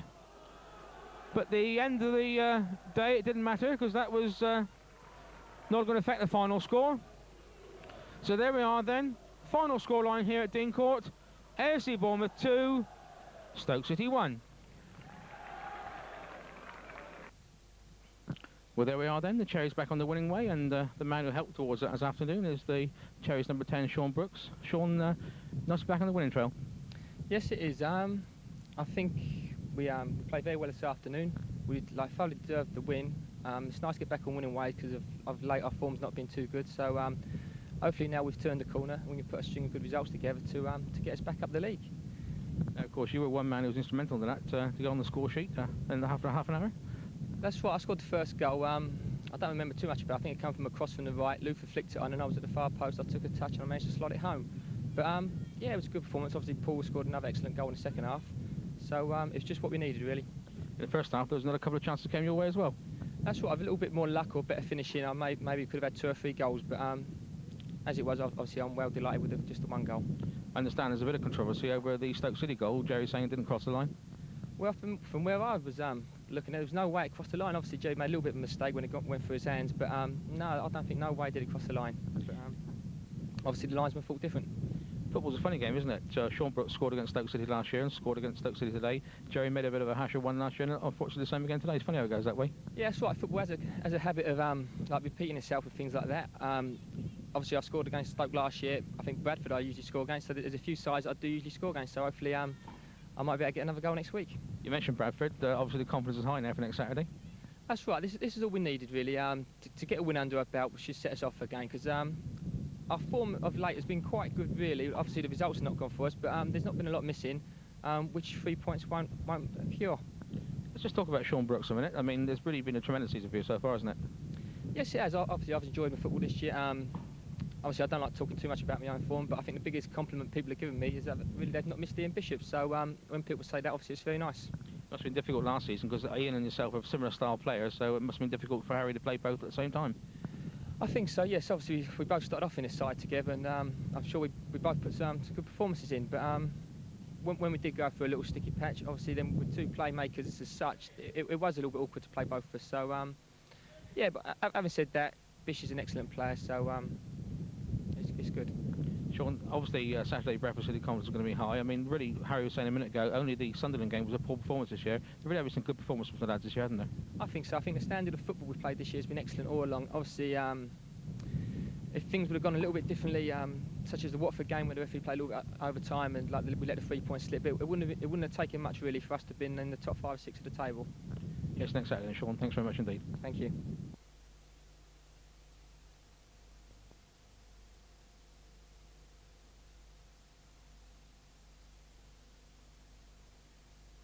Can we just clear up a point a minute? I mean, there's been a lot of talk in the press this week about your comments of the supporters, and I think some of it's been taken in the wrong context. Perhaps like to give us your views on the situation.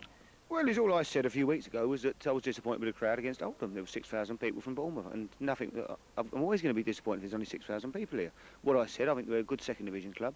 I want this club to go on from here.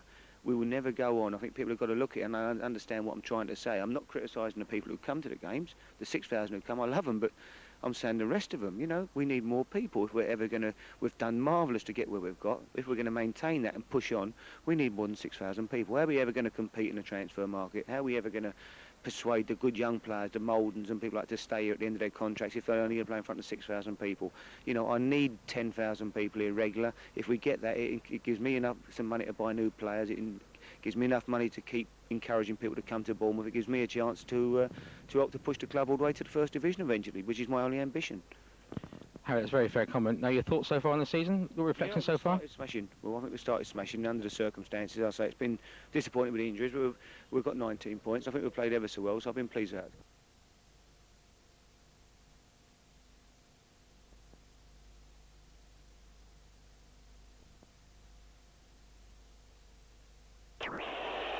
Molden into Blissett. Waiting for the return. Shoots. Molden. Goal! Paul Molden has opened AFC Bournemouth's account here at Dean Court. So another Albion corner. And this time it's in the net. It is a goal. It's a goal to West Bromwich Albion. A nice ball by Newsom to looking for Peacock. And it could be an own goal. It's a goal to AFC Bournemouth. Gavin Peacock in space. Looks for Morel. Good ball, Gavin Peacock. Molden. Goal! AFC Bournemouth have gone 2-0 in the league. Connor's got Murray against him. Here comes the cross. Blissett. Molden. Goal! Newson. Peacock onside. Now here's a chance for Gavin Peacock. He's got Molden in the middle. Here's Molden. And that is number 4. Thompson. Payton. And a goal! Fine goal for Hull City. Morel with Payton there. But not a good one by Morel. Payton will score a second goal. Newsom with a fine long ball. Luther Blissett onside. Now then, will AFC Bournemouth score their 5th? Yes, they have. Phil Jenkinson. Good foot in by Teal. Payton. And number 4. Andy Payton's got a hat. Quinn to his right. Now here's Mick Quinn with a chance. Shoots. Goal! Puts his cross. Header down, Teal. Miller. Molden. Goal! Peacock Blissett. And now Paul Molden. Good quick ball by Luther Blissett to Paul Molden. Now here's Molden. Scott with him. Still Molden. Chips. Goal! Kennedy onside. Now here's a chance for Andy Kennedy. Goal! Molden. Nice ball by Paul Molden. Here's Gavin Peacock. Here's Peacock. Still Peacock. And Gavin Peacock has scored for AFC Bournemouth's wedding. What a wedding present that must be. So the free kick to Blackburn. Stapleton. Goal. Gets his cross in. Heads are up. Blissett. Goal. Sean Brooks with a free kick. Molden. Goal. What a superb free kick. Molden to Peacock. Blissett to his left. A good strong run by Gavin Peacock. Still Peacock. Shoots. Gavin Peacock has scored his second goal for AFC Bournemouth. Here comes the corner kick. O'Driscoll's header. Neil. Here's a chance. Whittingham. Goal. Martinelli as far as Brooks. And a fine through ball to Luther Blissett. And here's a chance to Blissett. And Luther Blissett has scored. So it's the Hammers captain, Julian Dix, with his free kick. Chips it forward. And here's a chance. Goal. West Ham United at level. Here's Pascoe. Now Gabbiadini. Gabbiadini has scored. This to Dean. 6'3", Brian Dean gets his cross in. Header. Goal. What a fine cross from the Sheffield United left by Brian Dean. Here's Kevin Bond. Cross comes in. Peacock's there. Now then, here's Sean Brooks. Sean Brooks has scored. Here's Blissett. Molden. Goal. Gets his crossover. Miller's header only as far as the lair. And goals given.